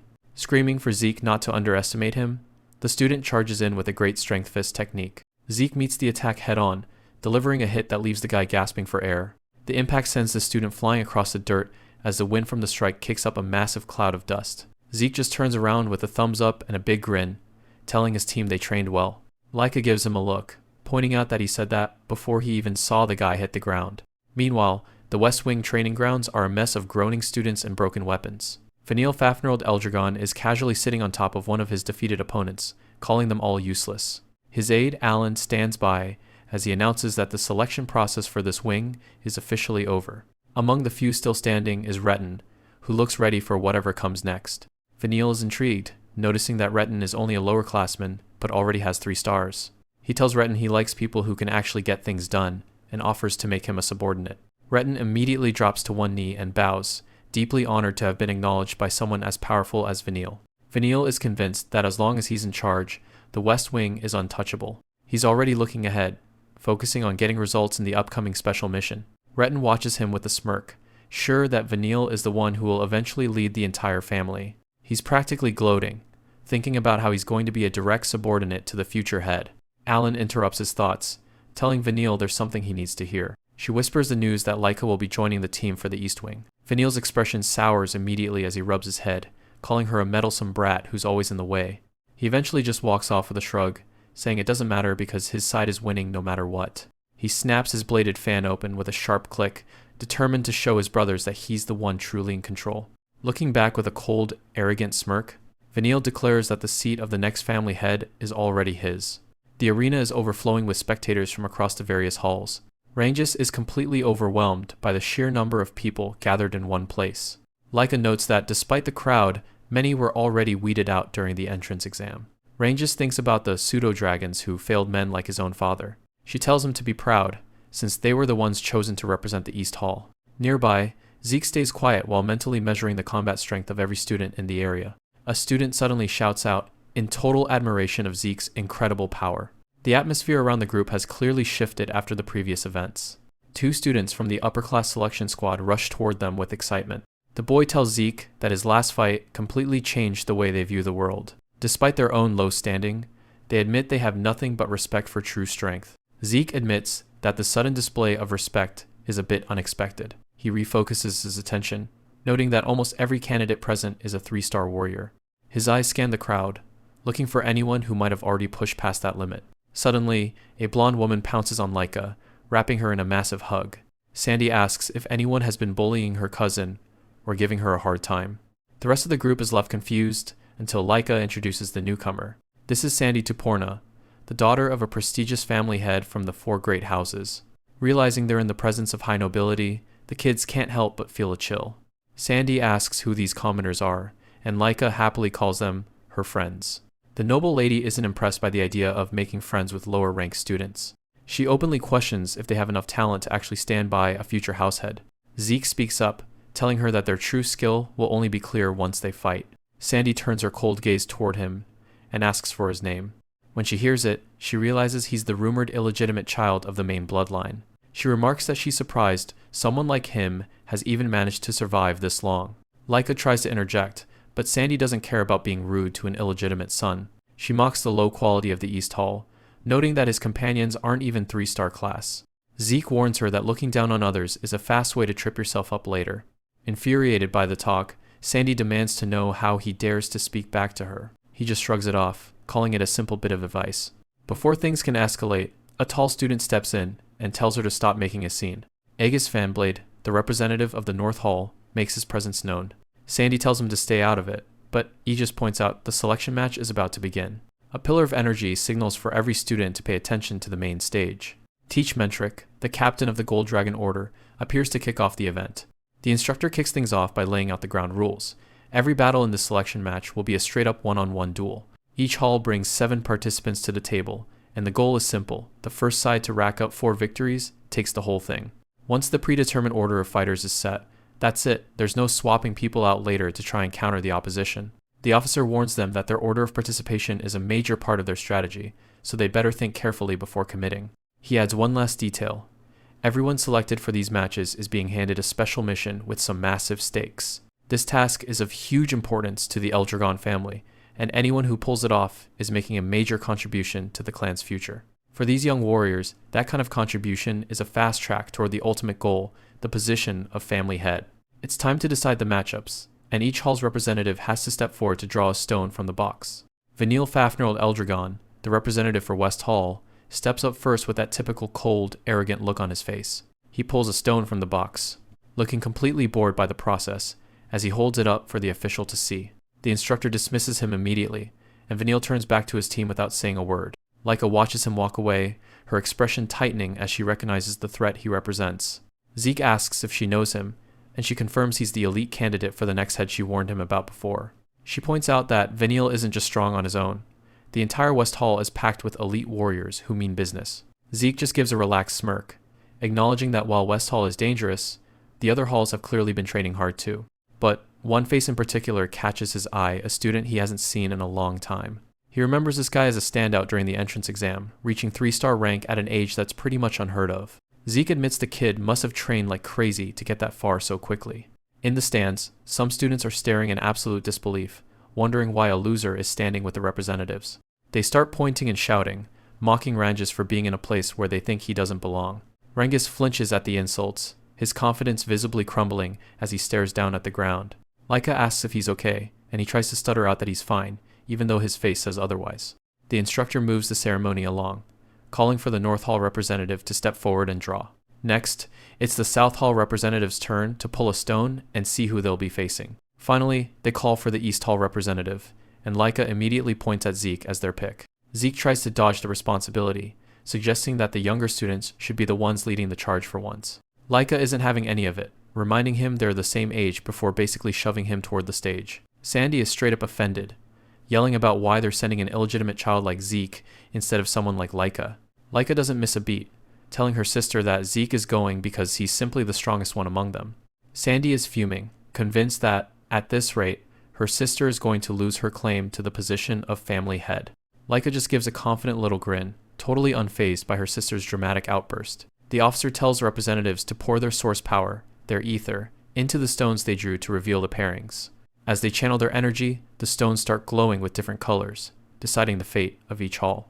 Zeke holds up his stone as it pulses with a bright blue light, looking completely calm about what's coming next. The official announces the first matchup, East Hall versus North Hall. That leaves the second match to be played out between West Hall and South Hall. The North Hall fighter steps out, and the guy is an absolute mountain of a man compared to everyone else. Laika's group stares in horror, wondering if that guy is even legally allowed to be a student in a match like this. But Laika has her own problems to worry about, realizing she's slated to face her sister Sandy in the very first duel. Sandy looks her dead in the eye, claiming this is the perfect chance for Laika to finally wake up to reality. She points a finger at her sister, promising to crush her until she remembers exactly what her place and purpose are in the clan. Laika doesn't flinch, her eyes sparking with lightning as she tells her sister to just bring it on. Edges, the North Hall representative Zeke recognized earlier, approaches with a surprisingly friendly smile, holding up his own matching blue stone. He tells Zeke he's genuinely looking forward to their fight, and Zeke agrees, feeling like the two of them are definitely going to get along. The two of them stand face to face in the middle of the amphitheater, both grinning with a mix of mutual respect and an intense eagerness to see who's truly stronger. As the crowd watches, Zeke admits he can hardly wait to let the battle begin. The crowd is roaring as the first match between East Hall and North Hall is announced. Rick is shaking with nerves, trying to convince himself he can actually take this win. Alan and Zeke can see the kid is about to pop from the pressure. The instructor steps up, checking to see if both fighters are ready for the opening bell. He gives the signal, and the fight is officially on. Rick charges forward with a yell, his fist glowing with gathered energy. Watching from the stands, Alan knows there are no guarantees in a real competition. Zeke tries to brag that his own victory is certain, but Alan tells him to shut it. In the ring, Rick goes for an airborne attack while his opponent waits for the perfect opening. Alan notes that fighting in front of a massive crowd like this is a whole different beast. A heavy blow catches Rick right in the face, rattling his focus. Zeke points out two other fighters who are clearly on a different level from everyone else. Alan recognizes Sandy, noting that she and her partner are already at a 4-star rank. Zeke figures watching Sandy's style will be a great way for Laika to learn. The first round ends with Rick face down on the floor. Marin is up next, but she's so terrified her face has gone completely pale. It doesn't go well, and North Hall quickly claims their second victory. Zeke meets the defeated pair, telling them they let the pressure of the arena win. They're both near tears, but he reminds them that nobody's life is on the line here. He flashes a smile, explaining that this is just a place to test their strength against others. That's enough to get their spirits back up, and they shout their thanks for the encouragement.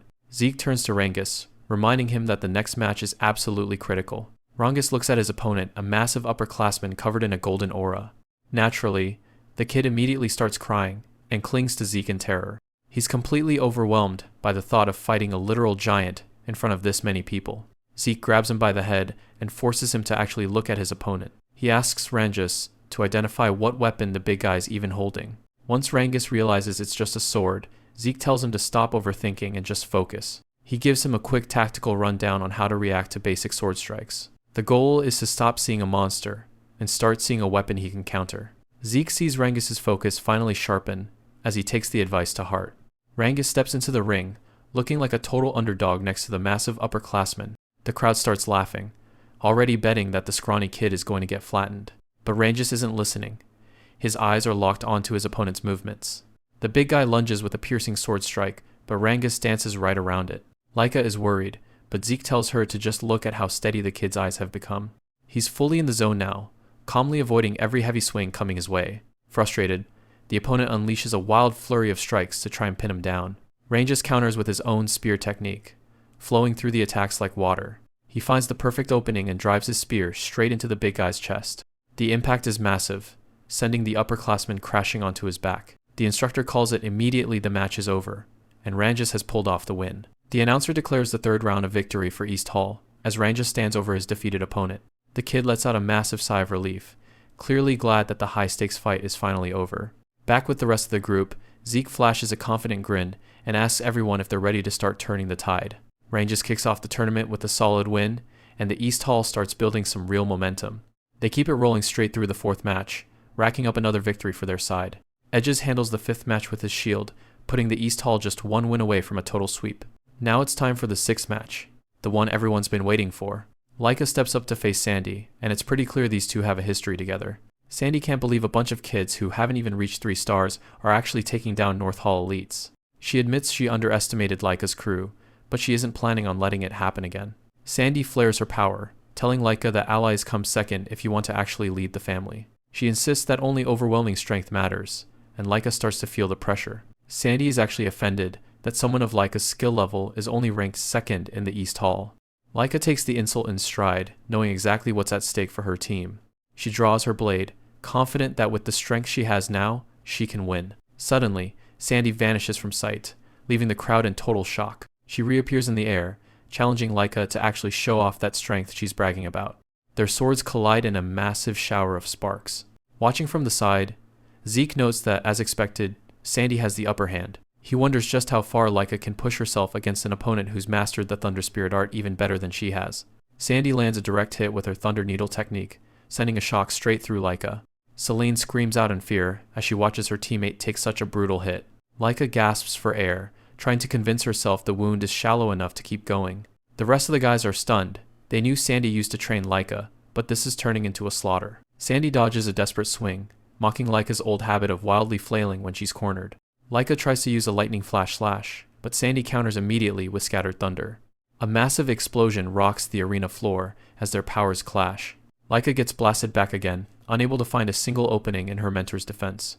Sandy stands over her, disappointed that Laika still hasn't become the strongest in the capital. Despite the blood and the beating, Laika struggles to her feet, refusing to quit. Sandy tells her to just give it up, claiming she simply isn't strong enough to win this. Watching from the crowd, a senior leader thinks they should have just forced Laika into the North Hall years ago. Laika stands her ground, her grip tightening on her sword as she stares her opponent down. Sandy sighs at her stubbornness and decides it's time to teach her a final lesson. She unleashes another wave of lightning, forcing Laika onto the defensive. Laika swings with everything she has left, desperate to land a blow. Sandy slams her blade down with enough force to shatter the ground beneath them. The impact sends Laika flying, her uniform torn and bloodied from the blast. Celine and the others can barely watch as their friend is torn apart, but Zeke sees something else he knows. Laika is finally starting to break out of her shell. Sandy prepares to end it, calling out her Thunder Spirit Greatsword art. She calls down a heavenly thunder, a massive pillar of light that engulfs the entire arena.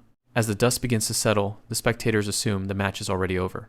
But then they see her, Laika, is still standing, grinning right back at her former teacher. Sandy is frozen in shock, unable to believe her finishing blow actually failed to take her down. Laika admits that the old version of her would have stayed down, but she's been training hard for the last 5 years. With a grin, she tells Sandy that the fight is far from over. In fact, it's only just beginning. Zeke notices Laika is a bundle of nerves before her match. She admits her opponent is Sandy, her old mentor. While her uncle taught her the basics, Sandy was the one who really shaped her sword art. Back then, Sandy used to guide her through everything she didn't understand. She's more like a mentor than a sister. Zeke listens intently, understanding why she's so shaken up. She's never beaten Sandy even once. Both have grown stronger over the last 5 years, making the gap feel impossible to close. Zeke gives her a thumbs up, telling her to just remember everything they did in training. Laika looks a bit shell-shocked as she starts thinking back on those years. It wasn't exactly a walk in the park. Flashbacks show her hauling boulders and getting kicked around while Zeke just watched.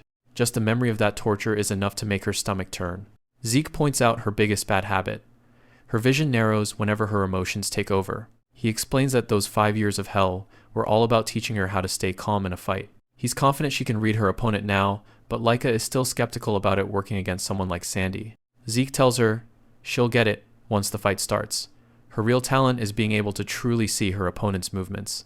Laika clenches her fist, trying to internalize his words. She gives him a nervous smile, noting that he makes it sound way easier than it actually is. But the talk worked. She thanks him, finally feeling a bit more relaxed. Zeke looks pretty pleased with himself as she heads out. He gives her one final piece of advice. Treat Sandy's Thunderclap Greatsword art just like they did in training.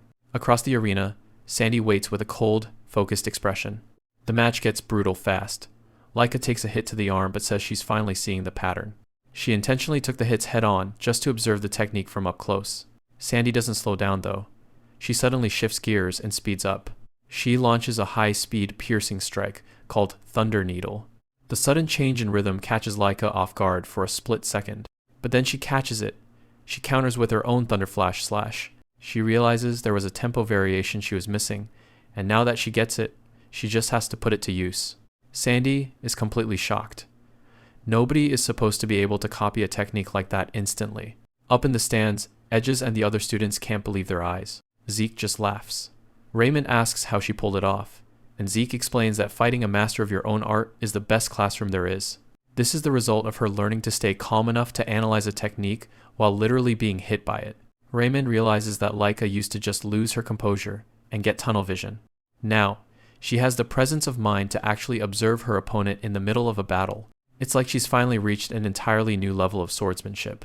A massive bolt of lightning crashes down as they clash again. Sandy's eyes go wide as she realizes she's actually the one being overpowered. Laika tells her she's been training with someone who nearly killed her every single day. She calls out to her sister, ready to end this with her own version of the family art. She unleashes Heavenly Thunder, a massive explosion of energy that rocks the entire stadium. The arena is completely swallowed by the blinding flash and dust. Sandy lies on the ground, beaten but smiling. She admits that Laika has finally surpassed her. The dust settles as the referee calls the match over. Laika stands tall, bloodied but victorious. The East Hall takes the win. Laika is just relieved that the whole ordeal managed to get settled during her match, sparing her from any more stress. She points out that if she'd lost, it would have been Zeke, or Sieg, as she calls him, who'd have to step up against Edges next. She asks him if he's heard of the guy standing with the opposing team, who's apparently becoming quite famous. Turns out, he's a total legend, the greatest genius the Van Blade family has ever produced. Zeke eyes him from across the arena, acknowledging that from what he can see, the guy definitely has a different aura. Laika admits that even for someone as strong as Zeke, facing a monster like that would have been a complete toss-up. Suddenly, the instructor announces that even though the East Hall's victory is decided, the matches will continue until the very end. Zeke and his silver-haired teammate are both left completely stunned by the sudden change in the competition rules. Alan finds the whole situation bizarre, since a team match usually ends as soon as 4 opponents are defeated. Zeke stares out at the arena, wondering what kind of game the organizers are actually playing by dragging this out, but then a grin spreads across his face. He's not exactly complaining. If he gets a chance to test his skills in another round, he's more than ready. Edges from the North Hall admits their defeat but seems thrilled to finally be facing Zeke on the battlefield. He questions if Zeke was truly that eager for this showdown, noting that he's the chosen representative for the East Hall. Even with someone as capable as Laika around, Zeke was the one selected, leaving Edges deeply curious about his true identity. Edges looks at the boy, acknowledging the pressure of his lineage, while noting he's still only ranked as a 2-star. Zeke's hand rests firmly on the hilt of his blade, prepared for whatever comes next. The thought of the upcoming clash clearly excites him, a wide grin spreading across his face. Zeke realizes they share the same mindset, both having looked forward to crossing blades for a long time. Edges is a well-known name, often hailed as a once-in-a-century prodigy, despite his young age. Zeke's eyes glow with a fierce golden light as he admits he's been wanting this fight too. The anticipation is building, and the challenger is more hyped than ever to get started. He draws his sword with a sharp ring, noting it's been quite a while since he's had to use it like this. "Here I come," he calls out, lunging forward with blinding speed. Edges is caught off guard by the sheer agility, impressed that Zeke could close such a distance in a single stride. Zeke unleashes his light blade technique, a swift strike that cuts through the air. But as the blade swings, Edges realizes something is off. The presence he felt from the weapon has completely vanished. He barely manages to move in time, the glowing edge of the sword passing inches from his body. He successfully evades the attack, landing safely on his feet. Zeke is genuinely surprised, not expecting his opponent to be able to twist his body midair to escape. He lets out a laugh, thoroughly enjoying the challenge and daring Edges to show him even more. Edges shifts into his 1,000-blade single sword style, calling out his wave blade technique as water-like energy swirls around him. The fluid motion makes it nearly impossible to predict where the next strike will land. Edges follows up with a raging surge, a powerful blast of energy that forces Zeke to leap high into the air. Zeke just smiles, admitting that while he didn't plan on getting cut, this is going surprisingly well. He counters with a lightning strike, the clash of their powers sending a shockwave through the arena. His movements are completely unpredictable, yet they don't lose an ounce of speed or raw power. It's a sharp, calculated assault that perfectly reads the rhythm of his opponent's breathing. Edges is blown back, but he can't help but admire the magnificent skill on display. The North Hall prodigy finds himself unable to pin Zeke down, even after all his training. Stunned, he asks what kind of training the boy has been doing to reach this level. Zeke just tells him they can save that talk for after the match is decided. Zeke clenches his fist, his body surging with an even more intense aura. He notes the insane power Edges is putting out, while Edges is shocked that a 2-star can fight like this. Edges realizes Zeke is adapting to his breathing patterns in real time, making him far more dangerous than he first thought. Seeing the change in Zeke's stance, he asks if the observation phase is finally over. Zeke gives a short confirmation, signaling that he's ready to turn up the heat. He leaps into the air once more, coming down with a heavy, vertical strike. The clash is explosive, both fighters pouring everything they have into their movements. Edges uses a shadow afterimage to deceive his opponent's eyes. Zeke is momentarily confused as he strikes through a phantom, leaving him vulnerable for a split second. Edges ends up with a wound across his chest, blood staining his uniform as he asks if Zeke wants to see more. Zeke looks down, realizing that he also took a hit in the exchange. Instead of backing down, his grin only grows wider. This is exactly the kind of fun he was looking for.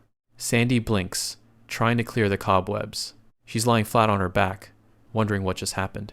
Her teammates immediately swarm her. They're relieved she's finally awake after that knockout. Reality sets in as she looks down at her torn uniform. The sting of defeat is starting to sink in. A quick flash of the match shows the moment she was sent flying across the arena. She starts to apologize for the loss, but the squad won't hear it. They actually apologize to her for holding her back. Celine tells her to drop the guilt. Everyone knew the opponent was just on another level. Sandy manages a small smile.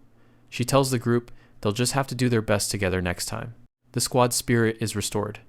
Sandy then asks if the other matches have already started. One of the guys points toward the center stage. Turns out, one duel is still raging on. It's Edges, and he's not holding anything back. He's got 5 aura blades circling him like a halo. Sandy can't believe what she's seeing. She didn't think Edges could maintain this level of power for this long. Zeke watches the approach, perfectly calm as the aura blades come screaming toward him. Edges pulls off his 5 shadow 1 blade move, a flurry of strikes meant to shred his opponent. But even after all that, Zeke isn't even out of breath. He's just standing there, waiting for more. Edges is stunned. He asks what he's made of, but Zeke just credits his basic stamina training. He warns the boy that the training is only going to get tougher from here. As they continue to exchange blows, Zeke mentally rates the quality of the attacks. The sharpness is decent, but Zeke thinks it'll be a lot more interesting once the kid actually grows up. Zeke is genuinely enjoying himself. This fight has helped him understand how combat has evolved over the last millennium. 1,000 years ago, everything was focused on the physical act of the attack itself. Ether was treated merely as a support tool, something used to slightly boost the natural flow of things. But today, the focus is on materializing ether to create entire techniques out of thin air. To him, mastery of ether has become the very soul of modern martial arts. Edges, lunges again, but it's no use. Every single strike is perfectly countered before it can connect. The kid starts laughing. He was so wrapped up in the fight that he lost track of the last 2 hours. To him, this isn't just a match, it's the most fascinating thing he's ever experienced. But he can feel it. Zeke has completely dismantled his style and learned every trick he has. The onlookers are exhausted just watching them. They can't believe 2 people can keep up this pace for so long. Edges takes a deep breath and readies himself. He knows this is the final stretch. Zeke agrees. It's about time they finish this marathon. He tells the kid it was a splendid time. It's rare he gets to cut loose like this. As a reward, Zeke decides to bestow a brand new technique upon him. Edges laughs, finally accepting that he couldn't win. But he's going down swinging. He gathers every bit of aura he has left for his 5-blade ultimate sword. Zeke clenches his fist, the air around him beginning to vibrate with raw power. He unleashes the Dragon Extinction Combat Art, second form. The arena floor shatters as beams of golden energy erupt from the ground. A massive spectral fist slams down, dwarfing Edges completely. A pillar of golden light erupts, shaking the entire stadium to its foundations. The others huddle behind their shields, terrified by the sheer destructive force. Sandy looks on, wide-eyed, wondering if anyone could have actually survived that. The instructor steps in and calls it. The match is officially over. Edges lies in the dirt, completely spent. He can't even lift a finger, but he's got a huge grin on his face after facing such absurd strength. Zeke stands over him, totally composed. He's the official winner for the East Wing, though he humble brags that he's still got a long way to go in his training. The spectators are losing their minds. Nobody can believe the legendary Edges actually lost, especially to some unknown guy from the East Wing. The instructor steps in to keep things moving. He tells everyone to prepare themselves for the next round, while they restore the plaza Zeke just trashed. Raymond and Celine are practically vibrating with excitement. They knew Zeke was a beast, but seeing him take down Edges is on another level. Sandy walks up, looking at the cratered ground.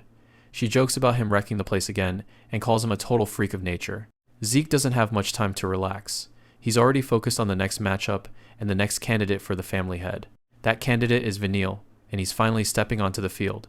As the top dog of the West Wing, the pressure is on. Zeke keeps a close eye on the West Wing group. In his opinion, they definitely have the highest overall quality of any team in the competition. But the South Wing isn't exactly a bunch of pushovers either. They've got a girl with purple hair who looks like she can hold her own. Zeke is genuinely curious to see how this clash of titans plays out, but things don't go exactly how he planned. The look on the girls' faces tells you everything you need to know about what happens next. The match between the West and South Wings starts and finishes in a heartbeat, becoming completely one-sided. It wasn't even a fight. It was a slaughter. Vanille stands over the purple-haired girl, not even breaking a sweat while she lies broken at his feet. The referee watches the arena, sensing that something is fundamentally wrong with the way the match just ended. Retton stands there calmly, his vine-wrapped weapon resting at his side as he stares down his opponent. The instructor calls the match, putting a stop to the brutality and declaring West Hall the winners. The bracket is set for the finals, with East Hall facing off against West Hall in just 1 hour. Laika and Zeke look on, stunned that Lady Lila was defeated so completely. Zeke questions the result, knowing that the gap in skill shouldn't have been large enough for such a one-sided fight. Retton's attacks were so precise that his opponent's power seemed to fail her when she needed it most. Rangas stays on his knees, his body trembling as he struggles to comprehend how the match went so wrong. Zeke glances at the referee, noticing that he isn't the only one who spotted something suspicious. Raymond and Alan are in shock, realizing that their next opponents are on a completely different level. Sandy tries to make sense of it, but even she has to admit that Lila looked completely helpless out there. Eno warns them that Vanille must have an incredible amount of power to back up his arrogance. Zeke scans the West Hall group, feeling the weight of their combined strength. Eno apologizes for sounding so discouraged right before their big match. Sandy looks down, admitting that she lost her match as well, and feeling the pressure of their disadvantage. Ino is frustrated with his own performance, especially losing to opponents with fewer stars than him. But he isn't ready to give up, clenching his fist in determination. He reminds them that if they stay focused, they can still win against stronger enemies. Zeke admires their fighting spirit, noting how much his students have grown even in the face of defeat. He looks over at Laika, noticing that she's far more uneasy than the others. He knows he can't give her advice until he figures out exactly what's going on with the West Hall's techniques. Alan asks if she's okay, but Laika is clearly lost in her own thoughts. She decides to head off on her own to clear her head before the finals begin. Sitting by the fountain, Laika is haunted by the sheer power Vanille displayed. She stares into the water, knowing that even someone like Edges couldn't have walked away without a scratch. Her mind drifts back to 5 years ago, the last time they fought, and she lost miserably. She spent every moment since then training to avenge that defeat.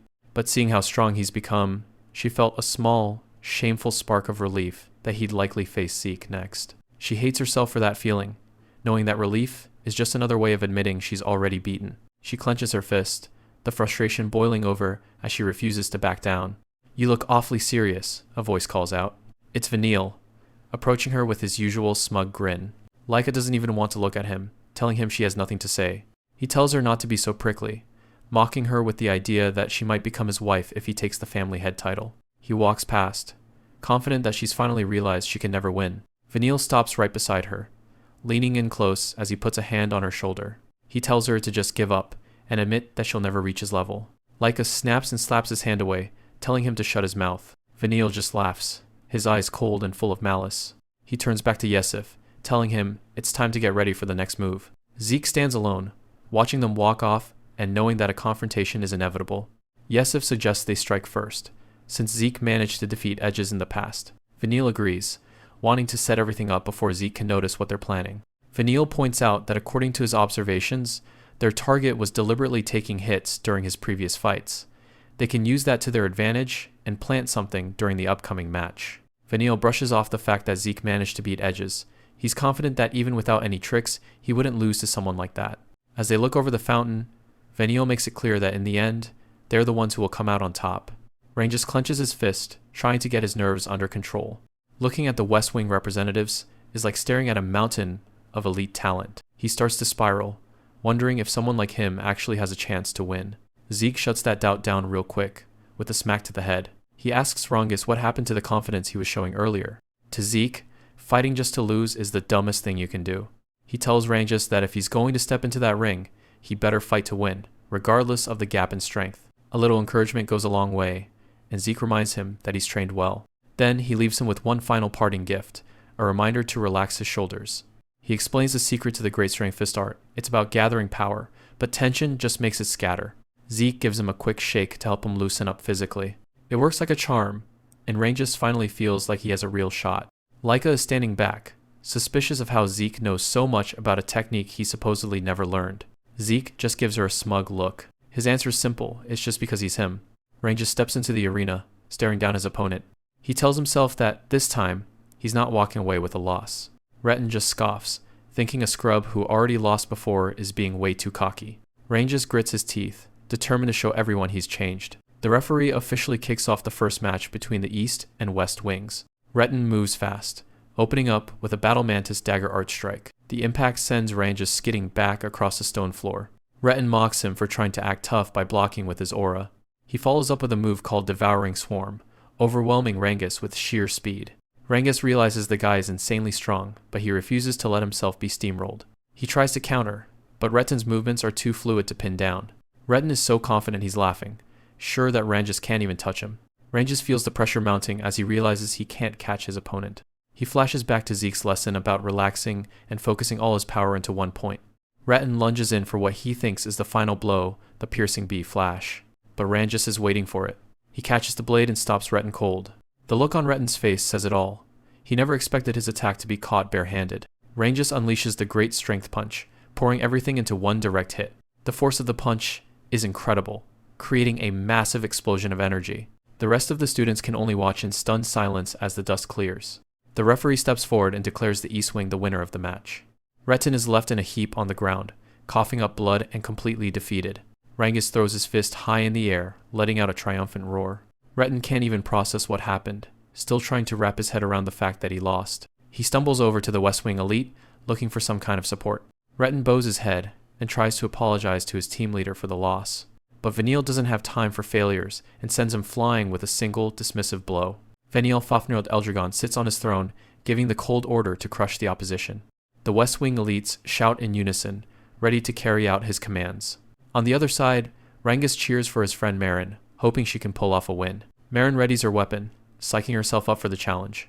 The match officially begins, and Marin lunges forward with everything she's got. She unleashes her Spark Slash, a fast and powerful strike. Her opponent, a member of the West Wing, effortlessly deflects the blow with his spear. He hits her with a counter that sends her reeling back. The guy doesn't let up, activating his Great Chaos Spear Art to rain down a piercing barrage. Marin is completely overwhelmed by the speed and power of the assault. Edges is in shock, unable to believe how wide the gap in strength actually is. Laika grits her teeth in frustration, hating that she has to watch her friend get brutalized like this. Rangas tries to rush onto the field to help, but he's held back to prevent a disqualification. The instructor calls the match, realizing it's already over. The West Wing elite stands triumphantly over a bloody and unconscious Marin as the victory is announced. Rangas rushes to her side, cradling her head and desperately calling her name. Rangas holds a devastated Laika as Marin and the others try to offer some comfort. Zeke watches silently from the side, his mind already working on what to do next. Edges snaps, yelling at the opponent for taking things way too far. The student just looks back, completely indifferent to the outrage he's caused. He shrugs it off, claiming he was just being thorough with his victory. Alan and Edges aren't buying it to them, it was just plain cruelty. Behind the scenes, Vanille is gloating, believing that showing mercy is only for the weak. Alan demands to know if this was Vanille's idea, but the guy just tells her to forfeit if she can't handle the heat. He leaves them with a warning. They're all going to end up just like Laika. Next up is Retin, who stands across from Rangas, smugly offering him a chance to walk away. Rangas is visibly shaken, staring down the person who's been looking down on him for years. Retin doubles down on the insults, telling Rangas not to even bother saying his name. He brings up their past in the village, asking if Rangas needs another lesson in being a useless worm. Laika tries to shout something, but Rangas stops her, knowing he has to handle this himself. He points his spear and makes a bold claim. He's going to surpass Retin right here. Rangas takes a deep breath, trying to steady his nerves before the clash begins. Suddenly, Zeke's voice echoes in his head, catching him completely off guard. Zeke tells him to stay calm and not let the pressure get to him. He explains that he's projecting an experience from years ago directly into Rangas' mind. It's more than just a trick. It's a crucial piece of advice for what's coming. Zeke wants him to focus on the flow of nature, the way clouds drift and water moves without resistance. Whenever things get tough, that's the image he needs to hold on to. The referee gives the signal, and the match officially kicks off. Rangas doesn't hesitate, lunging forward with a water pierce. Retin is too quick, parrying the spear strike with ease. He immediately counters with his own serpent assault technique. The sword connects, and Rangas can't help but groan as the impact rattles him. Retin laughs, mocking Rangas for having all that talk but no strength to back it up. He charges back in, and Rangas braces for the next wave of attacks. Retin unleashes a serpent slash, his blade moving in a blur. Rangas gets caught in the side, the strike drawing blood through his uniform. He thought he had the block, but the attack curved midair. Retin keeps the pressure on, daring Rangas to actually try and fight back. Rangas tries to find his rhythm with the Cloudwater style, but he's struggling to stay fluid. Another heavy strike sends him reeling backward. From the sidelines, the East Hall crew is shouting his name, fearing the worst. Rangas realizes he's in trouble. Retin is using his own momentum against him. Retin pins him down, sneering that a pseudo-dragon's kid could never actually be strong. He calls Rangas' father trash, and that finally hits a nerve. Retin grabs him by the hair, forcing him to look up while he continues the verbal abuse. A brutal kick follows, with Retin yelling that fakes will never beat the real thing. Rangas lies on the ground, bloodied and beaten, wondering if he really is as weak as everyone says. Rangas is at his breaking point, tears streaming down his face as he starts to believe the insults, convinced that he really is just a fake. In the depths of his despair, a memory of his father surfaces a quiet day by the river when he was asked if he liked fishing. His younger self had been so full of joy, excitedly sharing a bond with the man who taught him more than just how to catch a fish. His father spoke of the peace he found in the simple act of watching the world move around him. He explained how the clouds and the water never stopped for anyone, simply moving with a calm that most people forgot to notice. To him, the vastness of nature was a reminder that the worries of a single person were small and fleeting. Back in the arena, Retin closes in for what he thinks is the final blow, his face twisted in a smug grin of victory. But those words finally click for Rangas, the idea of drifting freely and flowing endlessly without resistance. The change is instantaneous, his eyes sharpen with a new clarity as he effortlessly parries the strike that was meant to end him.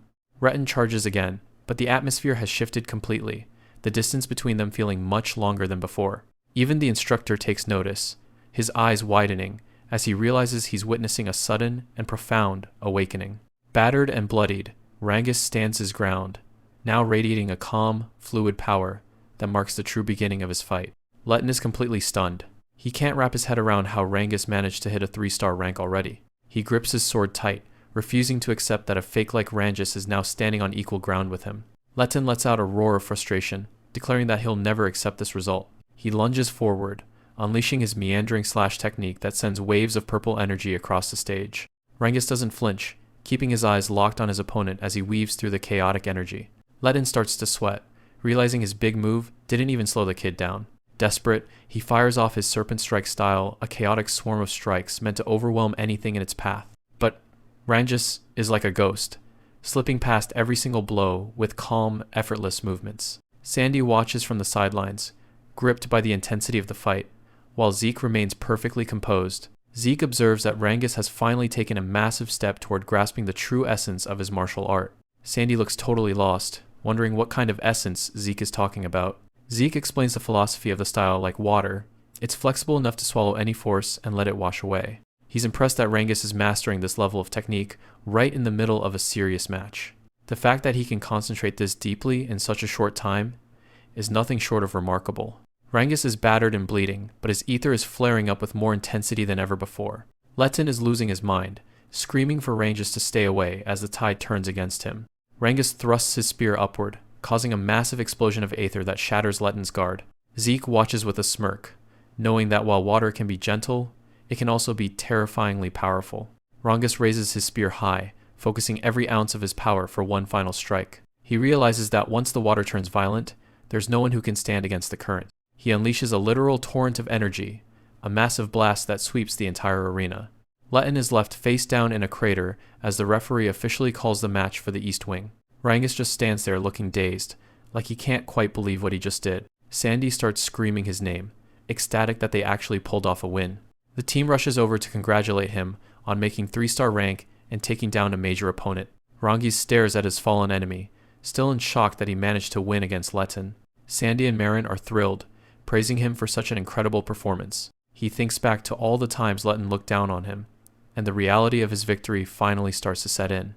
The boy starts to tear up, overwhelmed with emotion as he clutches his spear. Raymond and Sandy are dying to know more about that insane move he used at the end. Raymond compares it to a water dragon ascending a waterfall, but Rangas is just as confused as everyone else. Zeke steps in and identifies the technique as the Rising Dragon Piercer. He explains it's a high-level move from the second volume of the style, leaving Sandy wondering how he'd even know that. Zeke makes up a quick excuse, saying he just saw it once in the archives. He praises Rangas again, noting that reaching this level through self-study is incredibly impressive. Secretly, Zeke reflects on how he created this style himself in his past life, though he never expected it to be split into volumes. He's just happy to see new talent finally starting to bloom under his guidance. The referee yells at the East Wing to stop chatting and get off the arena for the next round. Raymond and Marin are fired up, ready to keep their winning streak going. With Rangas' victory serving as a trigger, the morale of the East Wing reaches an all-time peak. However, the West Wing rallies quickly after their defeat, making the following matches even more brutal. In the fourth match, Celine gives it everything she's got, but ends up losing by a hair. Raymond is shown on the battlefield, battered but victorious. The text notes that he showed incredible grit to secure a hard-fought win, pushing the contest into its final stages. Joining Rangas and the others, Raymond admits that they barely managed to pull it off. Rangas is hyped, congratulating his friend on the solid win. Celine is still feeling guilty about her own loss, but Laika tells her to drop it. She reminds her teammate that they only need 4 points to win the whole thing. Laika points out that with 3 wins and 2 losses, victory is right in front of them. She's confident that as soon as she wins her match, it'll be officially over. Suddenly, Zeke walks up and calls her name, catching her completely off guard. Laika turns around, wondering what he wants now. He leans in way too close, startling the girl as he asks a serious question. He wants to know exactly how she's feeling in this moment. Laika gets flustered and pushes him away, complaining that he's in her personal space. She insists she's perfectly fine and has no intention of losing. On the sidelines, Rangas is cheering at the top of his lungs, wishing her good luck. Zeke just stands there with his arms crossed, his eyes full of concern. Laika is fired up and ready to go, giving a determined shout as she prepares to enter the arena for her round. But Zeke doesn't look convinced. He stares after her, his mind racing as he feels like something is very wrong. A thick, purple energy begins to swirl around the area, giving Zeke a deep sense of unease that something has been sabotaged. Alan looks down at her defeated opponent, calling him nothing more than a useless pawn. She points her blade forward, confident that everything is about to return to the way it was. Laika isn't intimidated, telling her that won't happen because she's the one who's going to win. The instructor calls for the 6th round and signals for the two girls to begin. They both charge instantly, moving so fast the crowd can barely keep up with their movements. Alan starts using lightning, proving that she's a speedster who might even surpass Sandy. A massive clash between their weapons sends a shockwave through the arena. Alan realizes that if things had stayed fair, she might have actually lost this match. But Vanille has already stepped in, using his hidden purple thorns to sabotage Laika from the shadows. A strange energy suddenly surrounds Laika, leaving her confused and frozen in place. Alan takes advantage of the opening, jumping in and telling her she'll never be able to win. Laika tries to block the attack, but she's clearly losing her footing. Alan follows up by driving a knee straight into her stomach. The East Hall students look on in horror as they realize something is seriously wrong. Laika struggles to stand, panicked because she can't seem to release her lightning anymore. Alan just smirks, enjoying the fact that her opponent is completely helpless. A heavy hit sends Laika flying back as her defenses fail entirely. She's bloodied and battered, realizing it's not just her lightning, she can't use ether at all. A warrior's body is linked to their internal ether, which enhances every single movement. Without it, the body becomes defenseless, making every strike from the opponent potentially fatal. Alan continues her relentless assault on the now powerless girl. Laika grits her teeth, desperately trying to at least keep herself from being killed. On the sidelines, the team can see that she's acting strange and isn't fighting back like she should. Rangas realizes her aether has been completely cut off. Laika finally hits the floor, her body unable to take any more punishment. Alan stands over her, mocking her for being a successor candidate who can't even use her powers. She prepares a final strike to end the match for good. Alan looks down with a cold stare, deciding that this is the end. Rangas screams for her to stop before she goes too far. Zeke watches with a dark, intense look, his gaze fixed on the arena. Alan swings her blade down for a finishing blow on the defenseless girl. Suddenly, Sandy jumps in and blocks the attack with her own massive sword. Alan is forced back, looking annoyed that her final strike was interrupted. She tries to act like Sandy is the one breaking the rules by interfering. Sandy isn't having it, screaming that Alan was clearly trying to kill her. The other students watch from the stands, stunned by the sudden turn of events. Alan just puts on a fake smile and denies she was doing anything wrong. Edges steps forward, agreeing that the last blow was far too dangerous even for a duel. Alan just scoffs, asking them if they're calling the match unfair. Edges shouts back that it was obvious to everyone that Laika couldn't use ether at all. Vanille and his team step in, claiming they fight under the assumption of real combat, where weakness isn't an excuse. Sandy doesn't back down, screaming that a simple match should never be a fight to the death. Vanille smirks, calling them soft, and saying that's exactly why they lose. He doubles down, reminding them that this is a real fight they're in. He tries to sound reasonable, claiming they have no intention of killing anyone and know how to hold back. But then he adds a jab, wondering if something inside Laika just happened to break. Sandy is absolutely fuming, her face contorting with rage as she glares at him. Zeke remains silent for now, watching the interaction with a calm but intense focus. The instructor releases a surge of power, demanding to know who gave them permission to chatter. Sandy tries to point out the danger of the last attack, but the man just tells her to shut up. He makes it clear that he's the only one who decides whether a match stops or continues. Zeke kneels by the unconscious Laika and quietly apologizes for the mess. The instructor declares victory for the West Hall and orders everyone non-participating to leave immediately. Zeke lifts Laika into his arms while Sandy picks up her student's discarded sword. Rangas and the other students rush over, terrified for their friend's safety. Zeke reassures them that she'll be fine and they're taking her to get medical help right away. He gives them a small smile, trying to ease their panic as they head out. Sandy looks at Zeke, realizing he was also ready to step in if she hadn't done it first. He doesn't say much, just keeps moving to get Laika to the medical office. Sandy still finds it hard to believe that someone as strong as Laika was overwhelmed so easily. She admits that things have been feeling weird since the very first match of the tournament. Zeke thanks her for the concern and starts heading back toward the arena floor. Vanille is already waiting, mockingly telling Zeke that his defeat is already a guaranteed fact. The instructor officially announces the start of the 7th round between the two halls. Vanille immediately goes on the attack, throwing a punch with everything he's got. Zeke effortlessly dodges the strike, leaving a massive shockwave behind him as he moves. The students in the stands are left speechless by his insane reaction speed. Even the stern instructor looks completely caught off guard by the move. Zeke lands firmly on his feet, pointing out how defenseless Vanille actually is, despite all his talk. He looks back with a chilling smirk, welcoming Vanille to the real combat he loves so much. Hey guys, thank you guys so much for watching the video. Comment down below what other manhwas I should cover. And without further ado, hope you guys have a great rest of your day. And I'll see you guys in the next video. And trust me, it is going to be a banger.